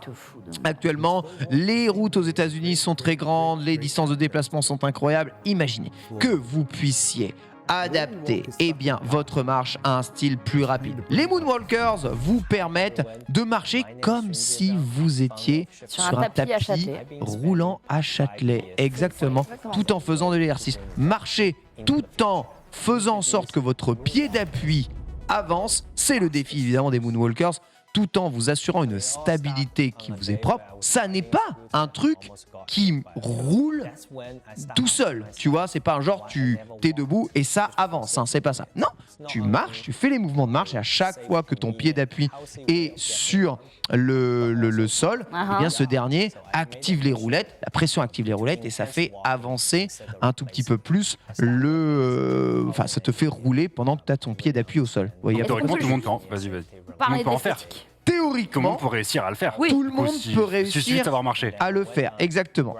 Tout le monde peut réussir à le faire. Il faut initier le mouvement pour pouvoir le faire. Donc, c'est-à-dire que si tu t'arrêtes de marcher, théoriquement, ça s'arrête de fonctionner, ça ne continue pas de rouler. C'est pas un truc qui roule comme ça. Donc, voilà. C'est le projet, évidemment, du groupe Shift qui met ça. Ça s'adapte à toutes les chaussures. En tout cas, c'est ce que promet, évidemment, la start-up juste ici. Et ça promet une révolution, évidemment, de la mobilité. J'achète des chaussures stylées. Voilà. Excusez-moi. Elles sont stylées, mes chaussures. Elles sont très stylées. Vous ne les voyez pas à la caméra, mais elles sont stylées. Et je vais aller foutre des trucs à scratch dessus, mais ça va pas ou quoi? Juste pour te déplacer. Ensuite, après, en plus, j'ai l'impression qu'il y a un truc de friction un peu lent, comme les voitures, là. Les voitures à friction de gamins. Que tu retournes pour Alors, la question se pose, évidemment, que se passe-t-il lorsque vous rencontrez des escaliers? La réponse est simple. Vous êtes mort. Voilà, allez, tout simplement, fin de la blague. Non, mais oui, je vois le projet. Il y a des Français aussi qui ont essayé de faire des rollers qui s'adaptent à toutes les chaussures électriques en roche. Donc ça, c'est vraiment pour se déplacer uniquement. Là, je demande à tester. Écoute, je demande à tester. Il y a plein de prototypes qui ont été mis en place. Ils sont arrivés à un modèle, je crois, à 6 roues. par roller. Donc, notez que ça a l'air de bien marcher comme ça, mais tous ceux qui ont déjà fait du skateboard électrique le savent probablement. À partir du moment où tu as de la saleté qui se glisse dans les roues, dans les moteurs, peut-être des poils d'animaux sur le sol, les roulements peuvent très rapidement mal fonctionner, les moteurs peuvent très rapidement s'user. Quelle est la durée de vie réelle de ce genre d'outils et surtout, est-ce qu'on veut vraiment prendre à la main des putains de trucs Non, qui ont roulé dans la merde d'un yinche à Paris pour le mettre sur toi et le brancher à ton magasin. Pourquoi tu fais ça, meuf? C'est dégueulasse. C'est dégueulasse. À tester? Est-ce que tu crois en ce genre de mobilité du futur? Oui, enfin, je pense qu'il y aura des trucs dans tous les sens Romain. comme ça. Maintenant, non, ça, j'y crois pas. Après, faut essayer. Non, moi, je suis un peu effaré du fait qu'aujourd'hui, il y a quand même beaucoup d'innovations et de projets comme ça qui font qu'on va plus du tout bouger notre cul. Excusez-moi du terme. Ah, c'est Wally, on nous le disait dans le chat. Marcher plus vite. Ouais, d'accord, mais Non, ça commence comme ça. oui, c'est exactement ça commence marche. comme ça. On finit dans des fauteuils à plus parler après. Bah ouais, non, mais C'est Wally. C'est un peu ça, ouais. Vous Non, savez, mais pourquoi pas, faut essayer. En tout cas, ça doit être fun. Après, voir si on peut. Je suis sûr qu'après, il y aura des mecs qui vont faire des trucs super marrants avec ça, des figures dans tous les sens et qui vont tirer le truc un peu. J'imagine le Un peu truc. freestyle. J'imagine ça au FIS, par exemple, à Montpellier, entre le skate et le BMX. Vraiment, zéro flow. Après, moi, c'est plus, sur le trottoir, je vois déjà les emmerdes que ça va créer. Bah ouais. Dans un salon, par contre, les trucs où tu cavales tout le temps, pour les gens qui bossent sur place, des choses comme ça, dans des lieux un peu clos, ça peut être. À l'escalier, il tente l'escalier là. Il tente l'escalier. Visiblement, l'escalier, ça a l'air de marcher. Je ne sais pas comment ça marche dans l'escalier. Il doit y avoir un mode escalier. Il faut l'activer, je pense. Un truc qui bloque les roues, ouais, j'imagine. Mais c'est. C'est quand même vraiment. On peut en commander. quoi. Faut en commander, faut Après, essayer. Il faut tu faire vois, une démo dans en les codes, live. dans les machins, Mais il peut-être. faudrait qu'il nous en envoie. 1, 2, 3, Franchement, 4, on va demander 5, 6, qu'ils nous en 7, envoient. 8, Moi, 10 moi, je veux bien roues. être le cobaye et faire la démo en live, il n'y a pas de souci. Alors, promener son chien, je l'attendrai pas. Le chien se met à courir avec ses trucs. Enfin, tu vois, parce que le réflexe aussi, là, on le dit pas, mais ça veut dire qu'il faut que tu aies toujours les pieds au sol. Ouais. Et le réflexe, quand tu cours, c'est de les lever. Ouais, Donc, c'est vrai. promener un chien qui d'un coup devient fou et a envie de. En vrai, je demande à essayer. Bah ouais, faut Très- essayer pour juger. On peut pas. Très clairement, c'est uniquement dans des environnements américains. On connaît les villes américaines. C'est vrai. C'est très perpendiculaire, très géométrique, très plat aussi. C'est Et vrai. Pas trop de lisse pavés. aussi. Il n'y a pas C'est trop vrai. de pavés, c'est full bétonné. Dans les petits quartiers résidentiels de Desperate Housewives, franchement, c'est full trottoir, full jogger. C'est pas ça des se- trucs qui se font à pied, quoi. Ça se T'as pas de passe. bagnole, c'est l'enfer. C'est Donc, vrai, je ça peut comprends être le pied. peut-être un Que- substitut au petit trajet du mec Ouais. qui prend sa voiture pour aller chercher une baguette. Enfin, pas Plutôt une que de baguette, prendre parce ta que bagnole, si tu States, pouvais augmenter ta vitesse de marche, la multiplier par 2,5, il pourrait mettre 2,5. Voilà, ça peut peut-être permettre à certains d'aller chercher des trucs en Et bah, faut marchant. essayer. Voilà. Moi, je dis, Plutôt, on essaye. plutôt truc. Franchement, je demande à essayer. Il y a plein de questions qui se posent. Autonomie, escalier, relief, saleté sur la route. Comment est-ce que tu gères toi-même tes trucs? Mais en tout cas, il y a du monde qui y croit. Le projet prend fin dans 68 heures. Il est déjà, en tout cas, validé. Et qui sait, peut-être une ouverture vers une Ils ont annoncé le validation. prix de vente? Non, pas du tout. En vrai, ça doit être marqué dans le Kickstarter, Ouais, parce que le faudra- Kickstarter, oui, de toute c'est des façon, en général, précommandes c'est en des- vrai. Hein, ouais, donc, ouais. je pense que tu On ira peux, jeter un œil. tu peux acheter. Non, parce qu'on nous directement. demande dans le chat, est-ce qu'on peut faire voir les prix du Kickstarter si tu trouves ça en régie. Par contre, moi, je réfléchissais à une application peut-être à des personnes en situation de handicap ou de mobilité à retrouver. 1000 euros. C'est un accident, etc. Non. 1000 euros, début 1000 C'est euros. non. Début 1000 balles. C'est non. Mais je sais pas, quelqu'un qui réapprend à marcher, on les fait marcher sur des tapis. C'est vrai. Donc peut-être que la transition marcher sur un tapis avec de la rééducation et puis revenir dans Ouais, dans la vraie 800, vie, quoi. 800 euros entrée de prix. C'est trop cher, quoi. Ouais, mais ça va vite baisser après si la techno marche. Mais Ouais, après, c'est des petites productions. Évidemment que c'est cher. Si tu produis. Je m'attendais pas à ça, ils quand doivent produire moins de 1000 unités, moins tu C'est déjà produis, épuisé. Hein. plus c'est cher. Oui, c'est déjà. Kickstarter, ouais. Ce pack est déjà épuisé. Bon, notez qu'on C'est que des rigolait. youtubeurs. Hein. Tu rigolais un peu avec Wally, mais moi j'ai discuté, tu vois, à Chazy, un de nos réalisateurs qui allait du coup à Disney World à Oh. Orlando, justement il y a quelques semaines. Donc il est allé aux États-Unis et me dit les États-Unis à Disney World. Donc Disney World c'est immense, il y a 4 parcs, c'est gigantesque, faut, tu vois. faut réserver 10 jours pour. Il faut réserver une semaine si tu veux vraiment tout faire. À Disney World, une énorme partie des gens se déplacent En roller. uniquement en voiturette. Non, en Ah voiturette. oui, voiturette. ok. Et ces voiturettes, on les appelle les fat cars, réellement. Pas des conneries. Et le nombre de fat cars avec les emplacements prévus comme pour les poussettes bébés sont hallucinantes. Et il me dit, on voit énormément de personnes en surpoids, Ah ouais, bien sûr. beaucoup trop surpoids d'ailleurs, utiliser ce genre Ouais. de véhicule, mais c'est pas un délire. Et du coup, bah, tu les remarques à mort et tu dis vraiment, j'ai jamais vu un pays où les gens étaient vraiment si obèses, quoi. Le mot, il est, Ouais, c'est vraiment ça. C'est un cercle vicieux, Et il marche pas. Donc, ouais, tu as vraiment l'impression d'être dans Wall-E. Et c'est un peu le paradoxe de tout ça.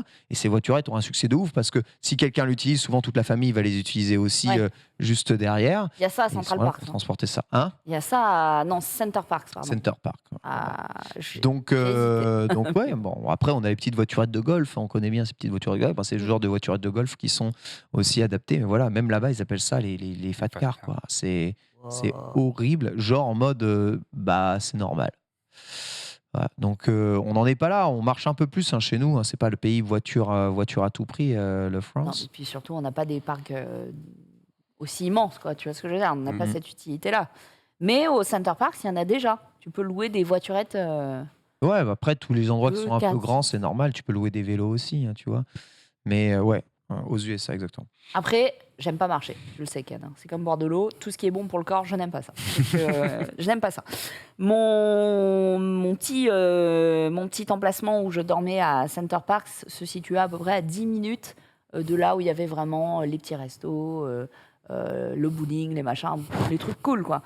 10 minutes, mon voisin de cottage s'est pris une voiturette. Pour 10 minutes, il est mon âge. Pour se faire kiffer, parce que Dixit, je l'ai entendu, j'ai la flemme de marcher. Je n'en suis pas là, heureusement, mais on y arrive là. Disney World, ça nous pend au nez, sachez-le. Écoute, comme fait je te rêver. dis, hein, c'est voilà, peut-être le fameux rêve américain, je n'en sais rien. En tout cas, chacun voit midi à sa porte. Si tu as la flemme de marcher, tu as la flemme de marcher. C'est bon, tu n'es pas en surpoids. Là, je te parle d'obésité. Mais oui, c'est parce qu'ils ne peuvent pas marcher. 200 kilos, c'est ça Oui. dont je te parle.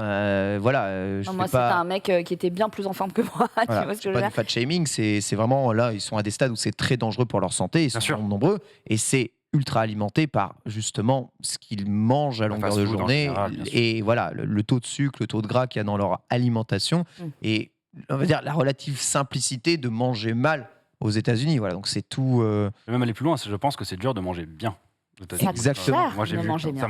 ça coûte très cher. Ouais, toutes mes expériences Ouais. là-bas, effectivement, à chaque fois, c'est que ça coûte une fortune. Ça coûte une de fortune manger de- bien, de manger sainement. Et puis il y a une culture du soda, une culture du sucre qui est évidente, on le sait. Enfin, de toute façon, on va À revenir Disney, là-dessus, Disney World, $25, c'est le minimum que tu peux faire pour manger juste un petit sandwich, un petit sandwich américain, un soda et tu vois une barquette de frites. C'est $25 minimum. Tu peux pas manger à moins de $25. De toute façon, ils sont tout seuls. Tu es obligé de payer tes $25, sinon tu crèves de faim. Donc c'est infini. C'est $6 le café. Tu vois, donc c'est ultra chéros. Ultra Et chéros. on sait Pour que de la malbouffe, c'est voilà, chéros. la Et bouffe de parc, c'est Disney. c'est pas bon, quoi. Et le reste des endroits, tu vois, si tu veux mal manger, c'est moins cher. Et les quantités Aïe, sont aïe, énormes. aïe. Mais bon, c'est. Bref.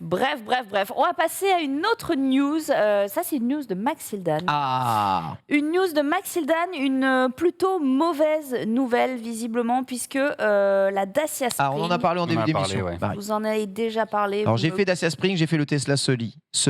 Mais du coup, Voilà. on va passer directement sur la news du Sandero. Allez, let's go. Le vrai prix de la Sandero, selon vous, Le vrai prix de la Sandero, quoi? À la fabrication?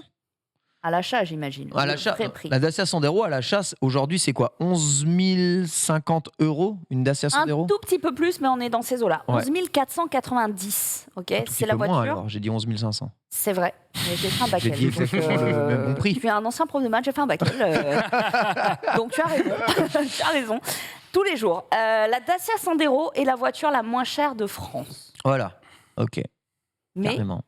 il reste difficile, selon cet article, de se contenter de la version de base à cause de 2 points précis. Donc, tu ne peux pas véritablement l'acheter à 11 490, comme le sous-entend cet article.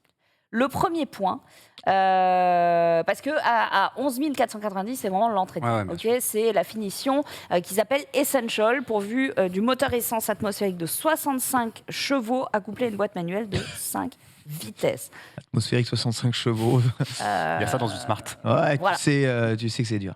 C'est l'entrée de prix, comme je vous l'ai dit, mais coloris blanc très classique comme vous. Moi, honnêtement, Et pourquoi elle n'est pas achetable? Explique-moi. honnêtement, C'est quoi le problème? ils disent que le vrai prix, en fait, minimum, c'est 12 390. Ok. Parce qu'il n'y a pas d'écran central. Et à la limite, On s'en fout. ça va, on s'y fait. Il n'y a pas de clim. Ah, d'accord. Il n'y a pas de clim. Ok. Bon, Je à savais la pas qu'on faisait limite, encore des voitures. sans Non, clim. pas la Sans clim de clim. série, ouais. Ouais. J'avoue. Ok. Sans Voiture clim. sans clim. Donc voilà. Après, c'est moins de problème de ne pas avoir de clim. Par exemple, le fait de ne pas avoir d'écran central d'ordinateur de bord, Ah, mais ça, tu peux pas connecter par exemple l'audio de ton smartphone, tu peux pas l'installer sur le haut de la console centrale, etc. Mais à la limite, voilà. Mais Non, mais c'est il n'y a vraiment... même pas de radio, de prise radio, de truc pour mettre une radiophone. Il n'y a pas de prise jack ni rien. Ah oui, Non, d'accord. il n'y a c'est pas de chiant. fun là. Là, c'est juste conduire. Dans ce cas-là, je trouve Point que 11 000 euros, c'est cher, en fait. Ah, 11 ouais. 400 et quelques. Bah, Dans ce c'est cas-là. ça. Ouais, j'avoue.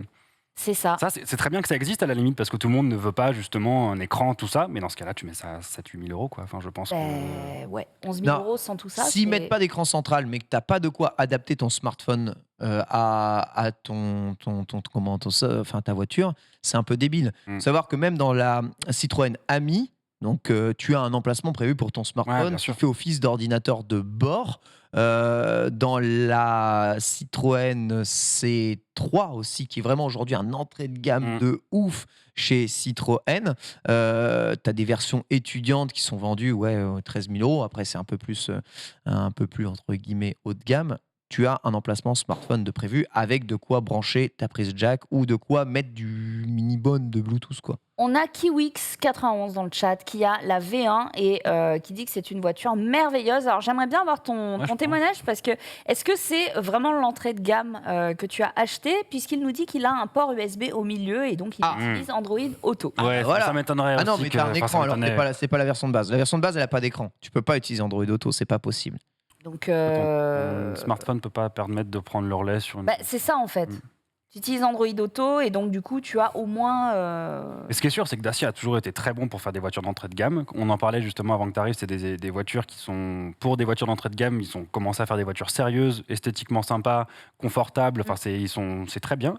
Encore une fois, 11 000 euros pour une entrée de gamme, je trouve que ça reste... je trouve que maintenant, le marché de l'automobile a vraiment un peu dérivé au niveau des prix et que c'était bien quand même qu'on avait une voiture à 4 5 000 euros possible. Ah quoi. bah c'est clair. c'est Vraiment, clair. on est parti. Quitte à être sur une entrée, quoi. Ouais, on est parti des premières Dacia qui coûtaient moins de 9 000 euros. C'est ça. C'était Oui, c'était 10K en le 2010. ticket d'entrée. En 2010, la Santero, elle coûtait 10 000. Tout à fait. Là, on passe à 11 000. En fait, le prix de la Sandero a systématiquement augmenté. Ça, c'est la 3e version. Je sais, mes parents, ils ont la version 2 de la Sandero. Ils l'ont depuis très très longtemps. C'est la 2e voiture qui sert à aller faire les courses, etc., etc., etc. Et oui, ils en sont très contents. Après, à l'intérieur, c'est vraiment... Il n'y a vraiment rien. Mais tu me diras, comme une Twingo à l'époque, et ça coûtait pas si cher une Twingo. C'est ça, en Et fait, c'est ça elle que a je veux dire. cartonné en 2e voiture, la Twingo. Et encore aujourd'hui, je monte dans une Twingo, je me dis, il y a tout ce qu'il me Tout ce faut qu'il faut, pour vivre, en fait. Et tu vois. en parité pouvoir d'achat, je suis pas sûr que ce serait une Twingo aujourd'hui sortirait. Vraiment, je parle au niveau du prix de Ouais, la l'époque. Twingo aujourd'hui, elle est plus chère que la Dacia. Bien sûr, mais ce que je veux dire, c'est Sandero. qu'à l'époque, je pense que le prorata du prix faisait que la Twingo, si on était sur les marchés d'aujourd'hui, alors ça sortirait à 6 000 euros ou 7 000 euros, je pense. J'avoue que la Twingo V1 ou V2, c'est pas des moteurs très très puissants, mais c'est assez léger. Et si c'est bien entretenu, Ouais, ça- il y a assez peu d'électronique. Donc c'est des voitures qui sont relativement fiables. Mm. Les changements de pneus coûtent rien du tout. L'entretien coûte que dalle. Le moteur, je pense, peut tenir 150 000 bornes. Ça peut être un des meilleurs investissements ever si vous voulez faire des trajets court distance. Ça consomme pas beaucoup, une Twingo, en vrai. Hein. C'est 5-6 litres au 100.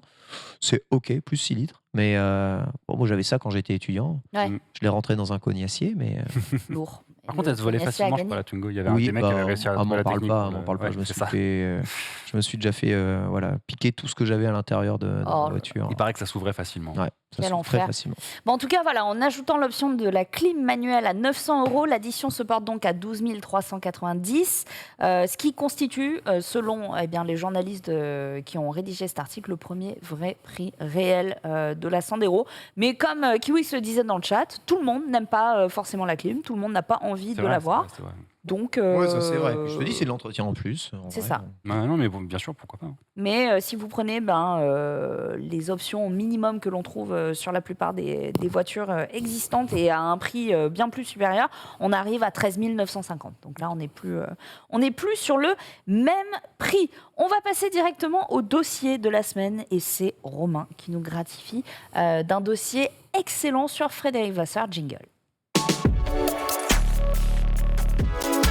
Romain, on le rappelle, on ne le voit pas souvent sur Let's Go. Romain travaille à Beltoise, mais il est avant tout passionné de voitures. On t'avait vu au salon de l'auto et c'était super. On t'en remercie encore. Vous en avez parlé, ça, peut-être, ou pas? On avait parlé pendant que tu étais au Japon, quand j'étais pour la première émission. C'est vrai qu'il y a eu ça. La première fois que je suis venu en émission complète, tu n'étais pas là. J'étais pas là et ça dégoûte, mais cette fois je suis là. Et en plus, tu nous as préparé un dossier spécial sur Frédéric Vasseur, donc un Français qui, peut-être, pourquoi pas, selon la rumeur, a vérifié chez Ferrari. La rumeur a été lancée la semaine dernière. Je pense que tout le monde, tous ceux qui s'intéressent à la F1 ont entendu ça. Effectivement, il y a eu sur les médias italiens se sont emballés complètement et il y a une rumeur qui a pris feu, je crois que c'est mardi ou mercredi, je ne sais plus exactement, jusqu'à dire que Binotto allait partir. Ça, bon, c'est une rumeur qui dure depuis un peu plus longtemps. Ouais. Par contre, le nom de Frédéric Vasseur a été lancé.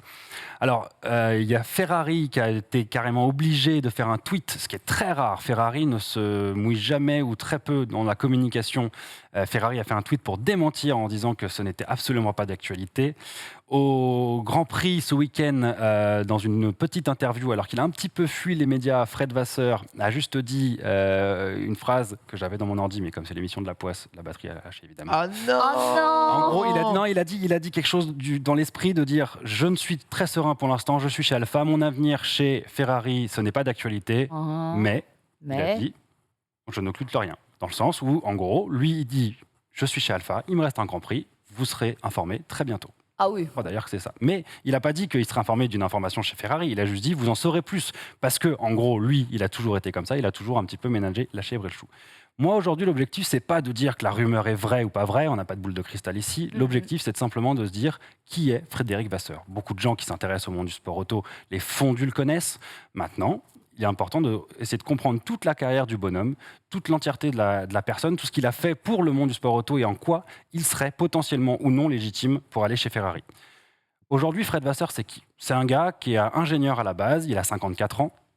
Il a fait l'ESTACA, qui est une super école d'ingénieurs en Ile-de-France, et il était passionné de voitures. Alors il a commencé par le karting, il a très très vite compris que s'il voulait percer dans le sport auto, ce ne serait pas derrière le volant, mais plutôt derrière un ordinateur ou derrière des dossiers de réflexion d'ingénieur. Il a parce qu'il n'était pas assez doué derrière le volant, c'est ça que tu veux, c'est ça que tu sous-entends? C'est ce que lui dit. Ou parce que ça coûte la peau des fesses d'être pilote?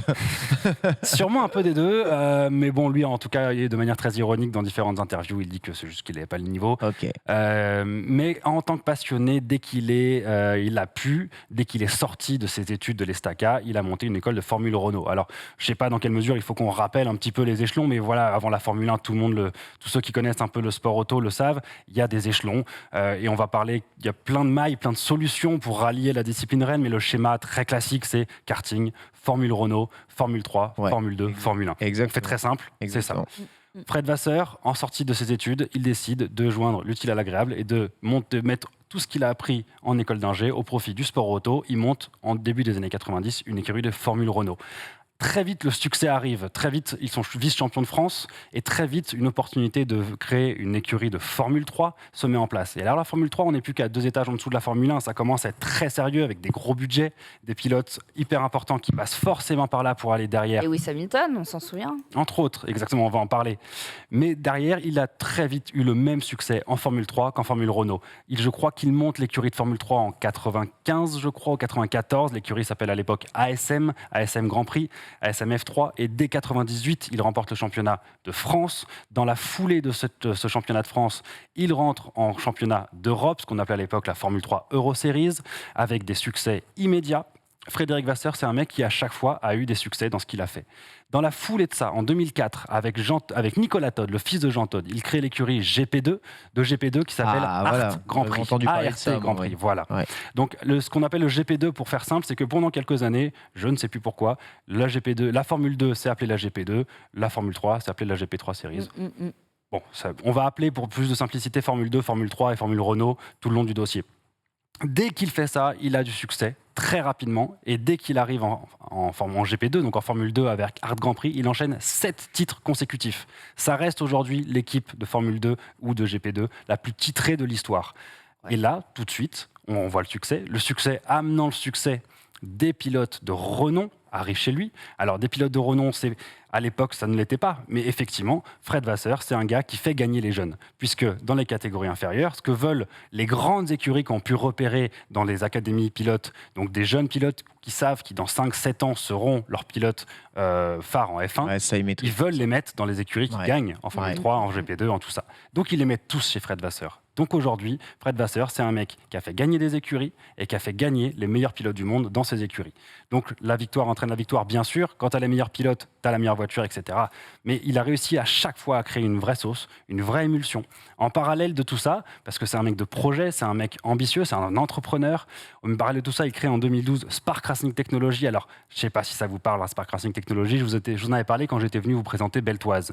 Nous, on travaille avec eux, c'est notre partenaire principal chez Beltoise. C'est surtout les meilleurs ingénieurs du monde en termes de sport auto électrique, puisque c'est ceux qui répondent à l'appel d'offres de la FIA pour le championnat du monde de Formule I, et qui crée chaque année les châssis et à peu près 70% de la voiture, et le prototype de chaque génération. Depuis 2012, ils remportent tous les 3 ans l'appel à projet de la FIA, donc c'est eux qui continuent, et la Gen 3 qui sera la prochaine génération de Formule I l'année prochaine, on en parlera d'ailleurs. Il change. Il y a une nouvelle génération, mais c'est encore Spark. C'est en fait des évolutions de voitures à chaque fois, mais c'est toujours Spark qui est derrière. Okay. Donc encore une fois, que ce soit en sport auto direct ou dans des bureaux d'études, toujours liés au sport auto, ce que fait Fred Vasseur, c'est un succès et ça marche. Donc c'est assez logique qu'une fois qu'on a vu toute cette progression et tous ces échelons, qu'en 2015, Renault F1 propose à Fred Vasseur d'arriver à la tête de l'écurie.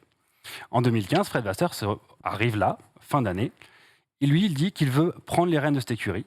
On lui impose un schéma d'action et une co-direction avec Cyril Abitboul. Je ne sais pas si vous vous rappelez de Cyril Abitboul, qui avait ce sublime accent qu'on a tous adoré.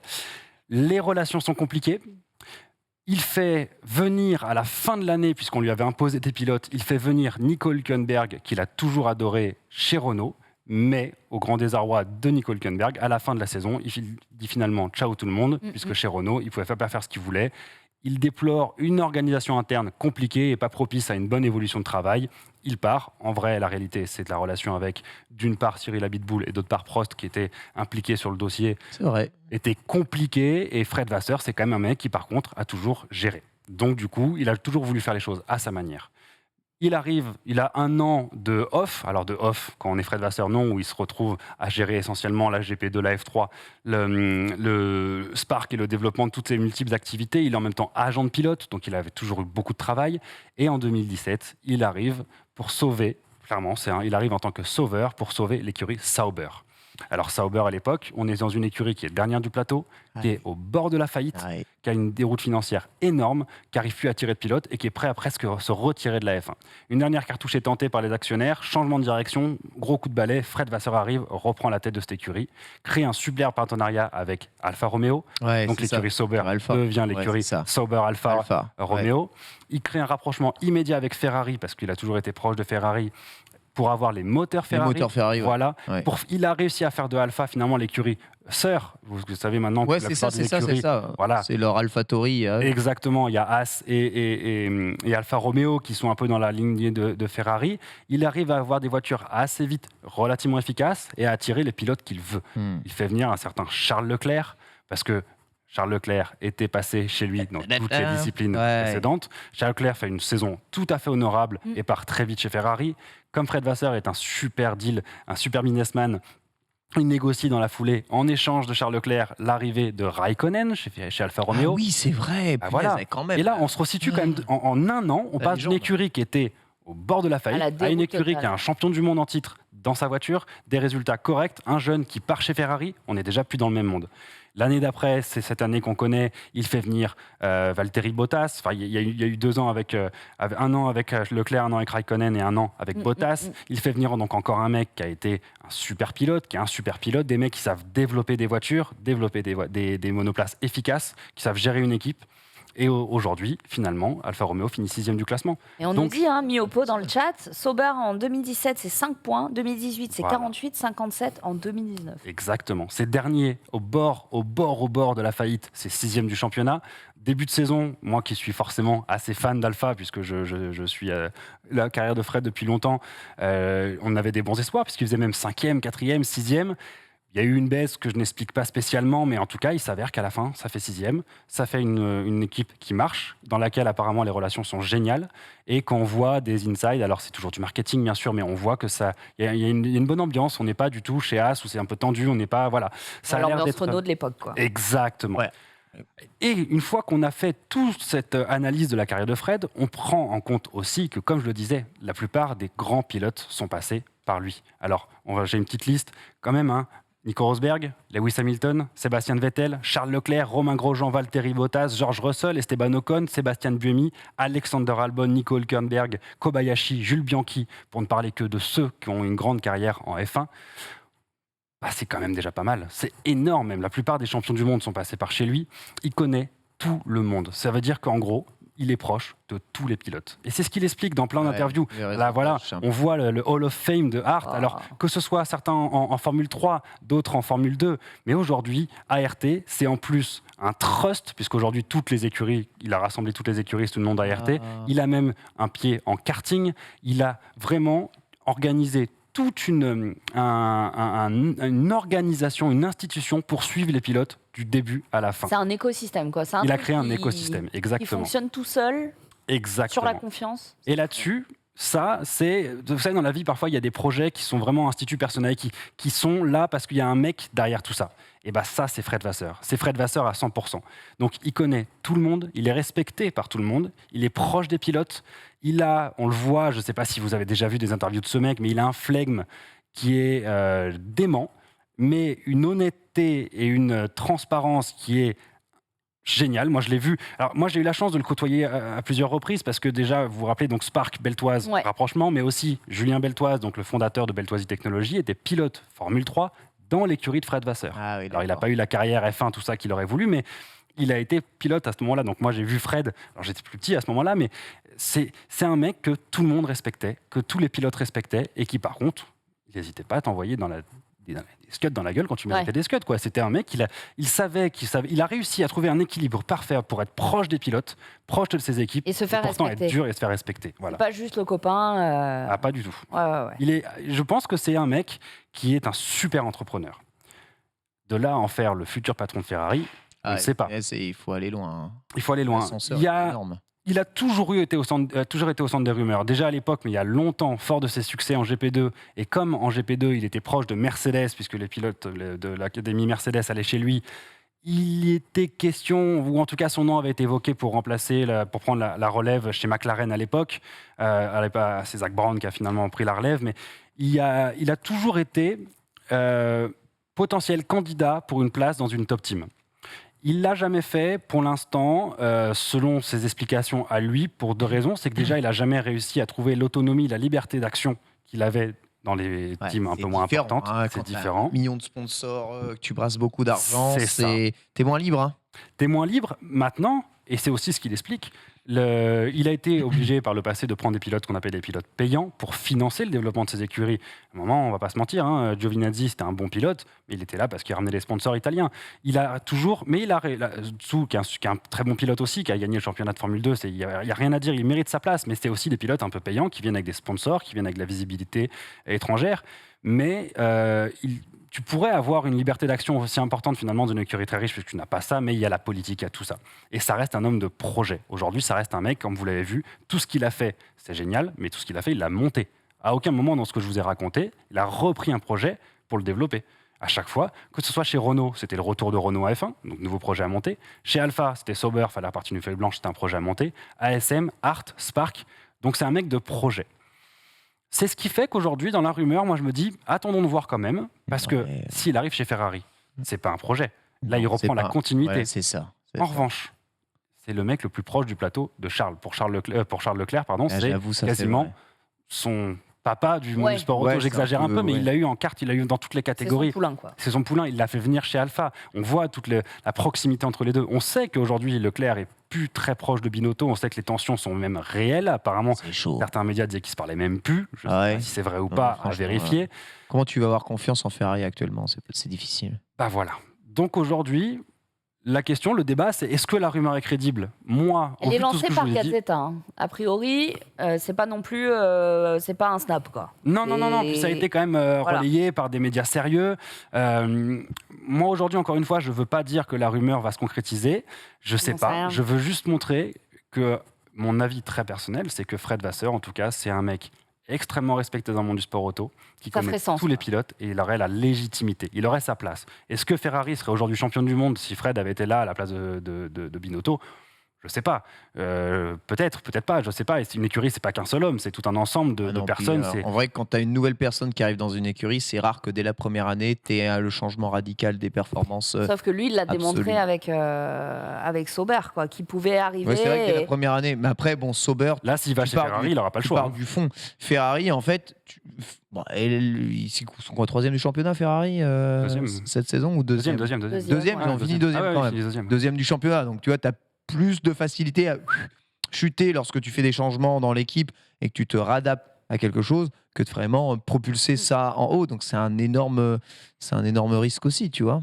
Après, il y a mal-être chez Ferrari actuellement. Ouais, mais là aussi, il va chez Ferrari. Comme tu dis, il n'aura pas le temps d'être... là, il devra avoir des résultats tout de suite. Parce que demain, Ferrari devait gagner cette année. Enfin, devait gagner, c'est facile à dire. Mais avant, avec le changement de technique, le changement de réglementation, tout le monde disait c'est l'année de Ferrari, c'est l'année de Charles Leclerc. Mais clair. Ils avaient 19 points d'avance après 4 Grands Prix, quand même, les mecs. Ouais. Donc, il y a un raté. Il y a un raté dans cette année de Ferrari. Là, ils sont très contents que Charles Leclerc finisse deuxième du championnat du monde et être vice-champion du monde de Formule 1. Attention, c'est extraordinaire. Non, mais c'est ouf. Mais c'est une déception. C'est ouf. C'est une déception. C'est une déception qui finisse à 146 points, je crois, de Verstappen. Atomique. Bah ouais, 15 victoires. Il a 9 pôles. Que vraiment, les 4 premiers GP de la saison, on croyait vraiment que ça y est, on avait un challenger. Presque la moitié des Grands Prix, il fait pôle en fait, Charles. Il fait pôle. Alors, les chiffres que je dis sont à vérifier, sont de tête, mais je crois qu'il fait 9 pôles pour 3 victoires, quand Verstappen fait 5 pôles pour 15 victoires. Je crois que c'est ça. C'est un peu ça la ratio à vérifier. Mais folie, quoi. Donc là, tu te dis qu'il y a vraiment un souci de fiabilité. Après, de là à dire que Fred Vasseur serait la personne qu'il faut, je ne sais pas. Ce qui est sûr, c'est que je pense que quand tu as un leader dans une écurie, et Charles Leclerc est le leader officiel annoncé de Ferrari pour quelques années, ils veulent en faire le nouveau Schumacher, c'est sûr, le mettre dans les meilleures conditions avec un Fred Vasseur qui est très proche de lui, une relation d'équipe qui marche et tout organisé autour du duo Fred Vasseur, Charles Leclerc, comme on en parlait un petit peu avant l'émission, ça rappelle quand même vachement un Jean Todt Schumacher. La dernière fois qu'un Frenchie était à la tête de Ferrari, c'est tous les succès qu'on connaît avec Schumacher. Et le départ de Jean Todt coïncide avec la perte de résultats de Ferrari. Alors, bien sûr, changement d'air. Ils sont deuxième. Mais ça faisait longtemps que ce n'était pas arrivé. Fois deuxième, donc c'est leur meilleure perf depuis longtemps, Ferrari. Là. Ouais, bien sûr. Alors après, relativement parlant, il y a Raikkonen qui a gagné. C'est leur meilleure perf depuis longtemps, tu vois. Le dernier titre de Ferrari, c'est Raikkonen en 2008. Quand même. Voilà, c'est ça. C'est quand même donc, là, l'année, elle est cata. Et c'est leur meilleure performance depuis des années. Exactement. Comment tu analyses ça?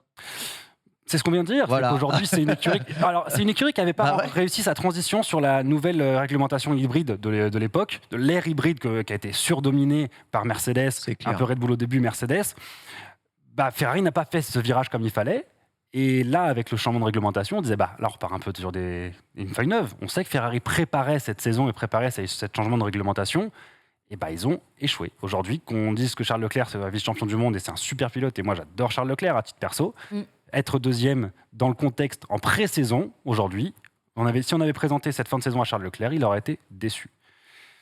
Donc Binotto, est-ce qu'il va bouger ou pas? Ça ferait sens, ce serait pas absurde, puisqu'on est tous d'accord pour dire que globalement, ça reste un petit échec à leur échelle. Après, il dit qu'il continue de rester confiant.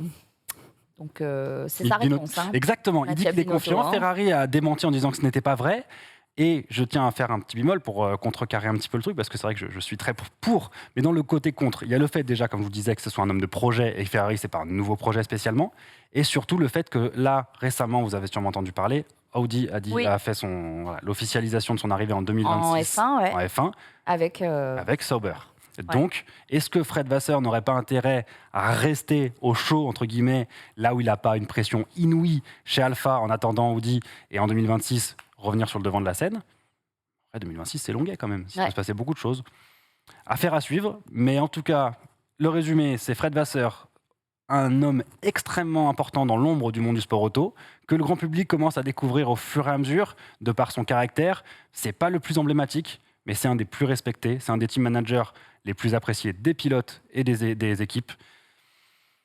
En tout cas, c'est archi logique que la rumeur soit sortie et que son nom soit évoqué pour remplacer Mattia Binotto, si Mattia Binotto était amené à partir. En tout cas, à titre personnel, j'aime bien aussi Leclerc et j'avoue qu'il mérite, il mérite quelqu'un qui le mette en confiance. Voilà. Parce que je voyais dans le chat quelqu'un qui disait franchement, Leclerc aurait pu cracher sur Ferrari lors des erreurs durant la saison. On le voit, il a envie de démarrer tout le monde en interview post-GP. Et le mec reste digne, il reste... C'est un mec qui a la tête froide, c'est un mec intelligent, c'est un mec politique en plus. Il sait que le Formule 1, c'est aussi de la politique, donc il fait pas de vagues. C'est ça. Il a fait des erreurs aussi. Hein. Il y a 2-3 Grands Prix où c'est son erreur à lui. Au Castellet, quand il se sort dans le virage du Bosquet, c'est lui, c'est pas Ferrari qui fait des erreurs. Donc il a aussi sa part de responsabilité dans l'échec. Je pense qu'il est très lucide, très conscient de tout ça. Maintenant, je pense que même avec une grande saison de Charles Leclerc, une encore plus grande saison, Verstappen était champion cette année. Red Bull était au-dessus, Verstappen reste un peu au-dessus. Mais voilà, avec un nouveau setup l'année prochaine... Eh bien, à suivre en tout cas pour l'instant. Voilà, comme tu l'as dit, l'écurie Transalpine s'est exprimée en disant oui, attendez, on ne sait pas encore. Et puis Binotto qui réitère le fait qu'il a confiance sur la continuité du projet à ses côtés. Donc à suivre. Stay tuned. On en saura plus. Très très vite. Merci énormément Romain, c'était passionnant, sachant qu'en plus il n'y avait plus de batterie, tu as fait tout de tête. Merci Romain. Ah ouais, après la carrière de Fred, je la connais bien, donc j'ai de la chance. C'est beau, c'est très très bien. Est-ce que Abitbull pourrait remplacer Vasseur, nous demande-t-on dans le chat. Je sais pas trop, non, je pense pas. Je crois pas qu'Abitbull est parti pour revenir en F1 tout de suite. Pas trop, effectivement. On va passer rapidement sur d'autres news parce qu'on a un dossier à Suréo. Est-ce qu'on se le met maintenant quand on est sûr? On se le met maintenant, jingle, et après on retrouve Genius.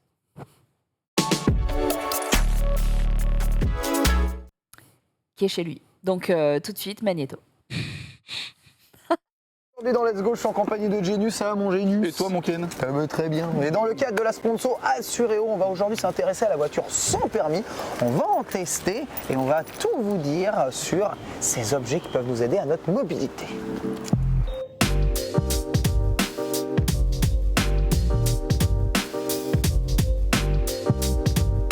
Marine, comment tu vas? Très bien et vous? Fait plaisir de t'accueillir ici. Alors Marine, tu es concessionnaire chez Ligier, marque française par excellence. Et tu sors de cette magnifique voiture sans permis. Donc, tu vas nous parler un tout petit peu, surtout nous parler des avantages de la voiture sans permis par rapport à une voiture classique. Ce sont des véhicules qui sont accessibles dès 14 ans. Donc ça peut se conduire dès 14 ans, bien sûr avec le permis AM. C'est ça exactement. C'est à peu près la même législation. Donc ça c'est une première chose à savoir. Donc sans permis, juste avec la formation requise. Ensuite, ce sont des véhicules qui sont beaucoup plus sécurisants que les deux roues, parce que vous avez un habitacle, donc vous êtes protégé. C'est vrai. Beaucoup plus confortable aussi, on est à l'abri des intempéries. Et puis ce sont des voitures qui sont très pratiques, très maniables, des voitures automatiques, très faciles à prendre en main et puis qui sont de petites dimensions, donc ça se gare partout. C'est quoi donc? Boîte automatique, direction assistée aussi? Exactement. Est-ce qu'il y a des features un peu de connectivité à l'intérieur quand même? Oui, absolument. En fait, on retrouve pas mal d'équipements similaires à l'automobile classique, donc effectivement direction assistée. Vous allez avoir aussi la connectivité smartphone, qui sur l'écran de la voiture. CarPlay, Android Auto? Exactement, les deux. Ouais, vous avez les deux. Vous allez avoir la climatisation, vous allez avoir le siège conducteur chauffant. La radio? Siège conducteur chauffant. La radio, absolument. Classique. Vous avez également un pack Wi-Fi à l'intérieur, qui fait que le son est assez sympa. Et puis après, en termes d'équipement à l'extérieur, des jantes à lui, des anti-brouillards. Ah oui, là par contre, tu nous as mis la main. Ouais, la maximum, là, elle nous a bien équipés. Niveau motorisation, on est sur quoi? Alors c'est du moteur diesel. Par contre, ce qu'il faut savoir, c'est que c'est du critère 1. Donc ce sont D'accord. des moteurs qui consomment très peu. On est environ 3 litres au 100. Il y a une raison d'utiliser le moteur diesel sur ce genre de véhicule par Oui. rapport au moteur essence? Oui, absolument. En fait, c'est une question de législation. C'est un peu particulier, mais ce sont des véhicules qui font partie de la catégorie des quadricycles légers. Ok. Et de par la législation, on peut mettre que du moteur diesel, pas de D'accord. moteur essence dessus. Niveau conso, on est à combien? À peu près 3 litres au 100. 3 litres au 100. Ça consomme moins que moi en eau. En vélo. que moi à vélo. On a quand même un peu de coffre, c'est 2 places uniquement par contre. Ouais. Voilà, 2 places, par contre, il y a un grand coffre. Il y a un grand coffre. Oui, et on absolument. peut mettre quand même pas mal. Et c'est assez confortable, on dirait pas, moi je suis grand. Tu vois, je suis très grand et que tu as quand même de l'espace. Mais je te dis, les genoux Oui. vont être là, tu peux quand même avoir de, Ouais, du vous pouvez recul. faire effectivement le réglage du Ouais. siège, que ce soit en profondeur ou l'orientation du dossier, Ça, donc c'est c'est bien. assez confortable. Alors je sais pas si tu as suivi la semaine dernière, mais Genius a fait une petite formation justement de conduite, hein, J'ai vu ça. permis AM, histoire de J'ai pas été mal. C'était bien. C'était bien. C'était bien. Est-ce que tu l'autorises à utiliser le véhicule et à voir Ouais. s'il a retenu un peu quelque chose de cette formation? On va faire le test. Oui, oui. Il a signé une décharge, hein, Oui, donc n'en oui, fais pas c'est- tout. Dans ce cas, c'est bon. Tout va Je ne savais pas. bien se passer. Genius, je te laisse t'installer Bah, c'est pour moi, c'est pour moi. et je t'accompagne parce que je veux pas rater ça. hein. Ça va être grandiose. Hein. Par C'est- contre, t'as bien signé une décharge. Ouais, j'ai acheté. T'es assuré haut. Ah oui, bien sûr. En ce moment. Toi aussi. Alors, c'est parti. Alors, marche avant. Marche avant. Ok. Frein à main. Ouf. Oh là là là là, ma gueule, ma gueule. C'est bien, impeccable, impeccable. Ah, je me sens en confiance là. Attends, je vais là-bas, je tourne là-bas. Ouais, tu tournes après l'arbre, si tu tournes. Ouais. Ça, voilà, doucement. Là, il tourne à fond. À fond, à fond. Allez, vas-y, tu mets un coup d'accélérateur et tu laisses tourner comme ça. Voilà. Impeccable. Oh là là là là, mais quel talent. Tu ralentis un peu et là tu te remets là. Voilà, impeccable. Voilà, tu poses la voiture, freine. Hop là, neutral. Hop, frein à main. Waouh, c'est trop fort. Hop là. Oh. Ouais. Ça me fait plaisir. Alors, comment ça s'est passé? Mais écoute, je me sens formé, je me sens fin pilote, prêt à affronter mon maître, Ken Bogard. Tu veux me défier? Si possible. Ah oui. Mhm. Bah, ok, let's go, vas-y, tu proposes quoi? Des plots, toi et moi FT10, premier à 10. D'accord, ok, c'est parti.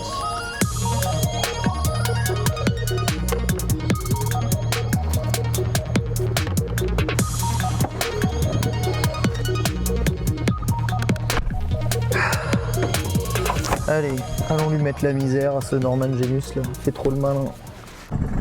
Vroom, vroom. The parti ma gueule. La puissance de la voiture. Ouh. Ouah.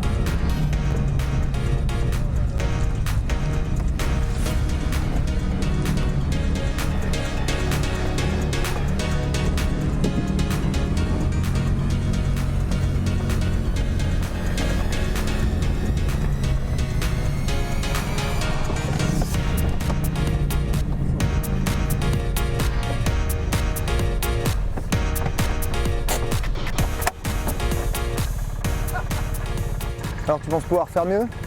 Je pense, ouais. Eh ben écoute, vas-y, je t'en prie. Il est sous le flot.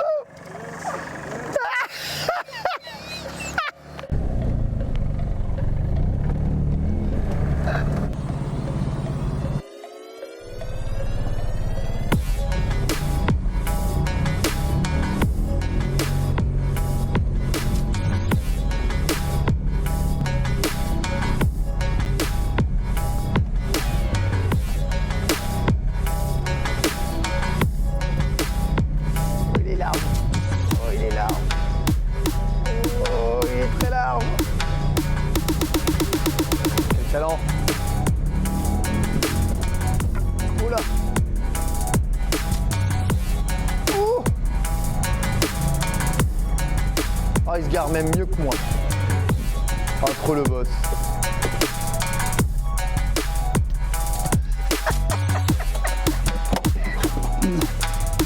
Alors Dis-moi, t'aurais pas roulé sur un plot là? Je vais peut-être heurter un petit peu. Il se peut. J'ai vu, t'as rigolé, j'ai fait, oh, c'est pas grave. Ah, c'est des plots, c'est fait C'est des pour qu'on plots. roule dessus. C'est des plots, attends. Eh, t'en es bien sorti, en plus, t'es mieux garé que moi. Ah ouais, mais bon. T'es garé sur la bonne place, moi. Ouais, mais toi, t'es en marche arrière. Ouais. Ouais. Bon, allez, on se retrouve avec Marine et on débriefe un peu tout ça. Allez, on va la rejoindre. Allez, c'est parti. Bravo les garçons. C'était formidable. Régalé. Formidable. Alors, qui a gagné? Alors, malgré une belle prise en main de ta part, Norman, je dois dire que l'expérience a parlé et c'est toi, Ken. Ouais, bien joué. C'est pas fait exprès, mais bien joué. Désolé, génial. Non, mais c'est un honneur, c'est un 20 ans de permis. Tu conduis tellement bien. J'ai les larmes aux yeux. J'ai les larmes aux yeux. C'est ça que ce petit plot écrasé m'a, je pense, pénalisé. Un petit peu. En tout cas, merci beaucoup Marine Ouais. pour la présentation du véhicule et merci Avec plaisir. à Ligier pour le prêt de ce véhicule. Je vous rappelle que vous pouvez assurer ces véhicules chez Assuréo, notre partenaire. Si vous voulez tout renseignement à propos des véhicules sans permis ou à propos de ces assurances, vous pouvez vous rendre directement sur le site Assuréo. Merci à eux de nous avoir permis de réaliser ces petits sujets. Merci beaucoup Marine d'avoir été avec nous ici. Merci à vous. Merci Genius. Oh, merci. Prenez la prochaine fois. Bah oui, j'ai réalisé mon rêve, mais mon prochain rêve, c'est de te battre.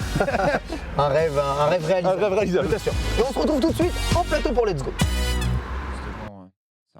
N'ayons pas peur des mots, tu as réalisé un rêve pour de nombreuses personnes. Ah, il est excellent celui-là. C'est la première fois que je le vois monter là et je vois avec quel beau gosse. Non, juste le regard qu'il a quand Ah, il respire conduit, la là, sérénité. Ah ouais, il sait qu'il a la voiture, qu'il ne doit pas la planter. il faut l'amener chez Beltoise. Hein. Ouais. Ouais, Franchement, il faut lui faire- Ouh là là. École Bonne de idée. pilotage. On a signé un truc, évidemment, Ligier qui nous prêtait Eh du oui. coup, les voitures pour faire le test de cette voiture. Et du coup, dans le petit contrat signé, il y avait t'as pas intérêt à la péter, frère. Ah ouais, donc il était stressé quoi. En plus, Ouais. vraiment, Norman mesure quasiment 2 mètres. Il était stressé. Donc, Mais en vrai, ça va. Malgré 2 mètres, ça va. Je dois bien vous avouer que là, bon, ils ont mis la version maximum avec toutes les options, l'écran central, machin, le système audio. On ne sait pas si c'est nécessaire quand tu achètes une voiture sans permis de prendre autant la max. Cela dit, ce qui est vrai, c'est que si tu fais que de la ville, ça sert à rien de prendre plus que ça en vrai. Ouais. Si tu te déplaces qu'à 2, le coffre derrière, il est vraiment immense. Si tu peux mettre plein de trucs dedans pour faire tes courses. Et Combien comme de en ville, Ken-Bogart dans le coffre c'est quasiment, franchement, on tient à 2. Et qu'est-ce que je voulais dire t'as pas le droit de rouler à plus de 30 en ville. Donc en fait, ça. Par contre, ça fait quand Elle même. va jusqu'à combien la voiture? Elle va jusqu'à 45 km/h. Ah, quand même. Voilà. Tu n'as pas le droit de prendre les axes, évidemment, type Les rifts, tout périphérique, ça, ouais, bah etc., Mais comme un scooter, en vrai, et ça suffit. Bon, ça reste un peu cher, quand même, les voitures sans permis aujourd'hui. Et Ligier garantit qu'aujourd'hui, ils vont mettre en place des flottes électriques à venir sur leurs véhicules. Ça commence à arriver, notamment le type de véhicule autonome dont on rigolait un peu là par leur logiciel un peu pété. C'était Ligier qui fabriquait d'ailleurs D'accord. ces véhicules autonomes dans C'est une grande marque, hein, Paris. une grande marque Exactement. française. Ligier, c'est une grande marque. Ils ont fait de la F1, Bien fut un sûr, temps, on bien rappelle. sûr. Une marque de Donc sport auto c'est énorme. quand même. Et ils c'est étaient quand au même- mondial de l'auto, comme tu le rappelais. Ils étaient au mondial de l'auto. Je rappelle évidemment que cette émission est sponsorisée par Assuréo, comme évidemment ce sujet. Assuréo, c'est le leader mondial le leader français en tout cas, de l'assurance sans permis. C'est vrai qu'ils se sont spécialisés là-dessus. Une voiture sans permis vous oblige à souscrire à une assurance, évidemment, conducteur. Voilà, vous pouvez avoir des devis simples, rapides et des tarifs compétitifs directement sur leur site. Voilà, une offre d'assurance qui s'adapte à vos besoins et surtout à votre véhicule. Il n'y a pas que les voitures sans permis, bien entendu. Ce service est basé à Boulogne-sur-Mer et vous avez un interlocuteur unique, évidemment, directement lorsque vous souscrivez au service d'assurance. Je vous rappelle aussi, trottinette électrique, ils le font. Vélo électrique aussi, C'est ils vrai. le font. Et voilà, voiture sans permis, scooter, bien entendu. Enfin, tout ce qui est mobilité sans permis, mais qui nécessite une assurance, ou en tout cas, c'est mieux d'en avoir une pour être protégé. Voilà, Assuréo, ils sont vraiment très très forts là-dessus.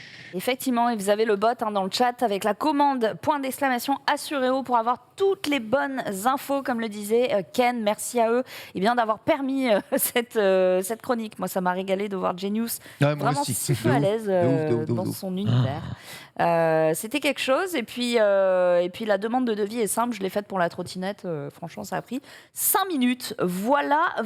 En tout cas, merci à Norman qui n'a pas pu être avec nous malheureusement pour en débriefer. Mais c'était soit lui, soit moi. Parce que je crois qu'il n'y a que nous deux qui n'avons pas le permis.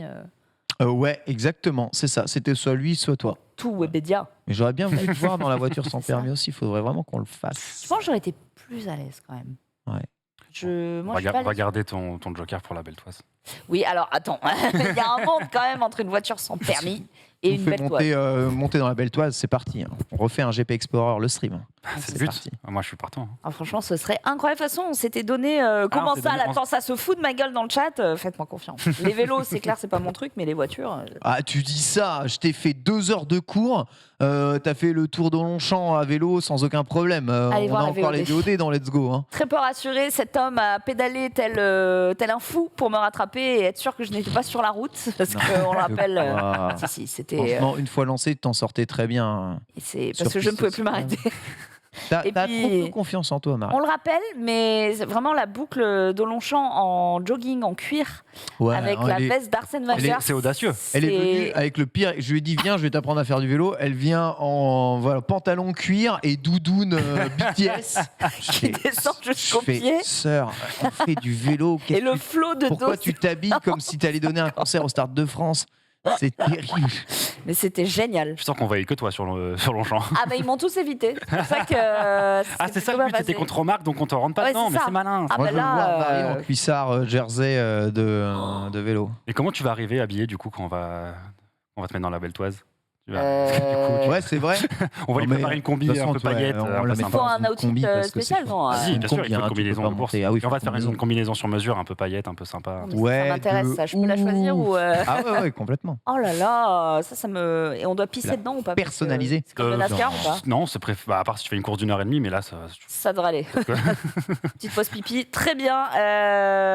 Marie, pour cette émission, tu te dois de passer le permis. Ça va romancer. Non, le but, en fait, vous n'avez pas compris. Je présente des émissions de mobilité, mais je n'ai pas le permis. C'est là tout le fun, en fait. Du coup, ça me pose Le des permis n'est challenges. pas le seul moyen de mobilité, hein, rappelons-le.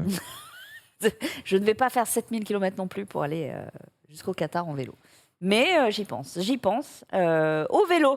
En tout cas, merci beaucoup pour cette vidéo. Assurez-vous encore une fois. Rapide news de fin, parce que là, je vois qu'on avait quand même pas mal de news. Il nous reste 5 minutes. Une seule, les autoroutes à 110, Voilà. rapidement. Parler un peu, alors c'est un sujet qui permettrait, qui mériterait qu'on en débatte, peut-être aussi avec Maxidane, mais en effet, le gouvernement a émis, après avoir fait ses réunions avec le G27, enfin voilà, les réunions qu'ils font avec les grands chefs d'État tout le temps, la possibilité de rendre obligatoire la vitesse de 110 km/h sur autoroute. Hein. Emmanuel Borne, ancien ministre des Transports et secrétaire général à l'écologie, il me semble, voilà, n'est peut-être pas la plus écolo quand même de tous, mais a une volonté quand même de faire descendre les autoroutes à 110 km/h. Alors pourquoi imposer les autoroutes à 110 km/h? On me dit, mais si on peut même pas rouler vite en autoroute, c'est un peu débile. Bah, ça entraîne immédiatement une baisse de consommation de 20%, quel que soit le véhicule, que ce soit essence, diesel ou électrique. Même électrique, la baisse de consommation peut être vraiment plus importante que ça entre conduire à 130 et conduire à 110 km/h. Tu le sais, tout le défi, c'est de rouler vite en voiture électrique tout en ayant quand même une consommation qui n'explose pas, avoir des accélérations puissantes. Pour ça, c'est un défi aérodynamique, un défi perpétuel contre la mécanique des fluides. Et vous baissez de 25% vos émissions de CO2. Donc, c'est évidemment quelque chose qui permettrait aux gens de consommer moins d'essence, d'émettre moins de CO2, donc d'avoir moins d'impact, évidemment, en termes de carbone sur la planète. Mais voilà, évidemment, ça ne plaît pas à beaucoup de personnes, bien que les axes autoroutiers soient les axes les plus directs souvent pour atteindre une destination, bien qu'en France ce soit toujours pas vrai. Peu sont en train à rouler à 110. Alors on peut faire peut-être un sondage pour terminer en chat, on a 4 minutes, ça va être très différent, mais Oh, mais il y a des réactions là. Hein. est-ce que vous roulez déjà à 110 sur autoroute ou est-ce que vous roulez à 130 sur autoroute ou est-ce que vous roulez plus? Faites-moi en tout cas savoir. Beaucoup adoptent déjà la conduite à 110 km/h. Ouais, c'est le cas. Hein. Pour consommer, moi c'est mon cas, pour consommer directement moins. On a quelques minutes, mais qu'est-ce que tu en penses toi, Romain, des autoroutes à 110? Écoute, moi je fais beaucoup de routes. Donc déjà je suis pas un très bon exemple. Je plutôt la team Coyote. Non, Maxime Dan, tu roules à combien La team sur Coyote, l'auto le repérage des radars, c'est ça? Voilà, moi je suis pas un très très bon exemple là-dessus. Maintenant, de manière sérieuse, je serais quand même curieux de connaître l'analyse qui a permis d'obtenir les 20%. Parce qu'aujourd'hui, une voiture, il y a beaucoup trop de paramètres à prendre en compte pour moi, pour dire simplement ça baisse de 20%. Déjà, il y a une question de régime moteur. À 130 ou à 120, c'est pas le même régime moteur. Il y a des voitures qui vont consommer plus ou moins selon le régime moteur. Donc, qu'est-ce qu'ils ont pris comme voiture pour le faire? Quelle analyse ils ont fait? Bon, généralement, tu es en 6e de toute façon, à bien 110 sûr, ou à ouais, 130. Donc, bien sûr, je suis d'accord avec les toi. voitures sont calibrées comme ça. Bien sûr, si tu fais ton road trip en 911 Turbo S, il doit y avoir, à mon avis, des régimes moteurs plus adaptés. Exact.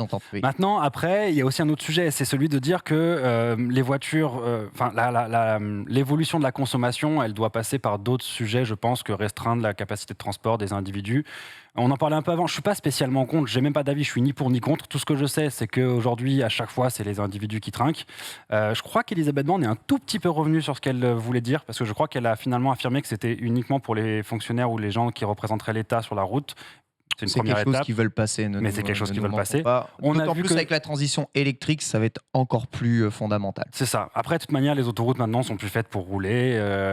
On va tous être bientôt sur des voitures autonomes ou semi-autonomes, que ça soit 110, 120, ça change pas grand-chose. Voilà, juste pour vous rappeler, pour tous ceux qui pensent vraiment qu'à 130, c'est pas possible, on perd du temps. 100 km parcourus à 110 km/h vous fait 56 minutes de trajet. Ok, 100 km parcourus à 130 km/h de moyenne, c'est déjà énorme. Il faut les tenir, les Non, c'est fait, impossible. fait 46 minutes de trajet. C'est-à-dire que sur 100 km, d'autoroute, donc tu roules entre 110 et 130, tu ne perds que, en vrai, 9 minutes 30, ce qui est que dalle en temps de vie. En fait, vous gagnez quasiment pas de temps à rouler plus vite. C'est une illusion complète du fait que vous voyez évidemment les voitures s'éloigner de vous, mais une fois qu'elles s'arrêtent, en même pas 3 minutes, tu les rattrapes. Un peu de monde à la caisse. Vérité, c'est très rare. De toute façon, les portions d'autoroute où on peut rouler à 130 durant très très longtemps. Les péages vous arrêtent systématiquement ou les travaux vous ralentissent tout le temps. Donc, quoi qu'il arrive, même sur une portion de 200 km de trajet, c'est très rare d'avoir 100 km de trajet où tu es à pur 130. Donc, autant adapter votre vitesse plus bas, vous consommerez moins, vous accélérez moins, vous poncerez moins et vous ne perdrez vraiment pas autant de temps que vous le pensez. Moi, juste pour le débat, pour le finir, je suis pour les vitesses adaptatives. Eh ben, c'est entendu. D'ailleurs, Romain, on peut te retrouver. Il y a des actus, des trucs à suivre. C'est déjà la fin de cette émission. Bien sûr qu'il y a des actus. Il y a la Formule I, la Gen 3. La Formule I qui commence le 13 et 14 décembre à Valence. Et alors, je sais que pour beaucoup, la Formule I est une mauvaise pub. Pas très fun, pas très télégénique. Moi, j'aime bien. Ça va devenir fun. La Gen 3, elle va être très très cool. Toi, t'aimes bien? Ouais, moi, j'aime bien. Je sais que c'est assez décrié et je pense que la Gen 3 va faire du bruit et va être différente. On en reparlera autour d'un dossier. Eh ben, reviens avec un nouveau dossier dans Let's Go, ce sera avec plaisir. Merci beaucoup Ken d'avoir été avec nous. On Merci à vous. Aussi Franck qui est encore aux États-Unis, qui nous racontera son périple, Ton qui est encore en tournage, Maxidane qui était en réunion et Genius, merci. Et Assuréo évidemment pour cette vidéo. Tout de suite c'est le récap, prenez soin de vous et je vous dis à la semaine prochaine.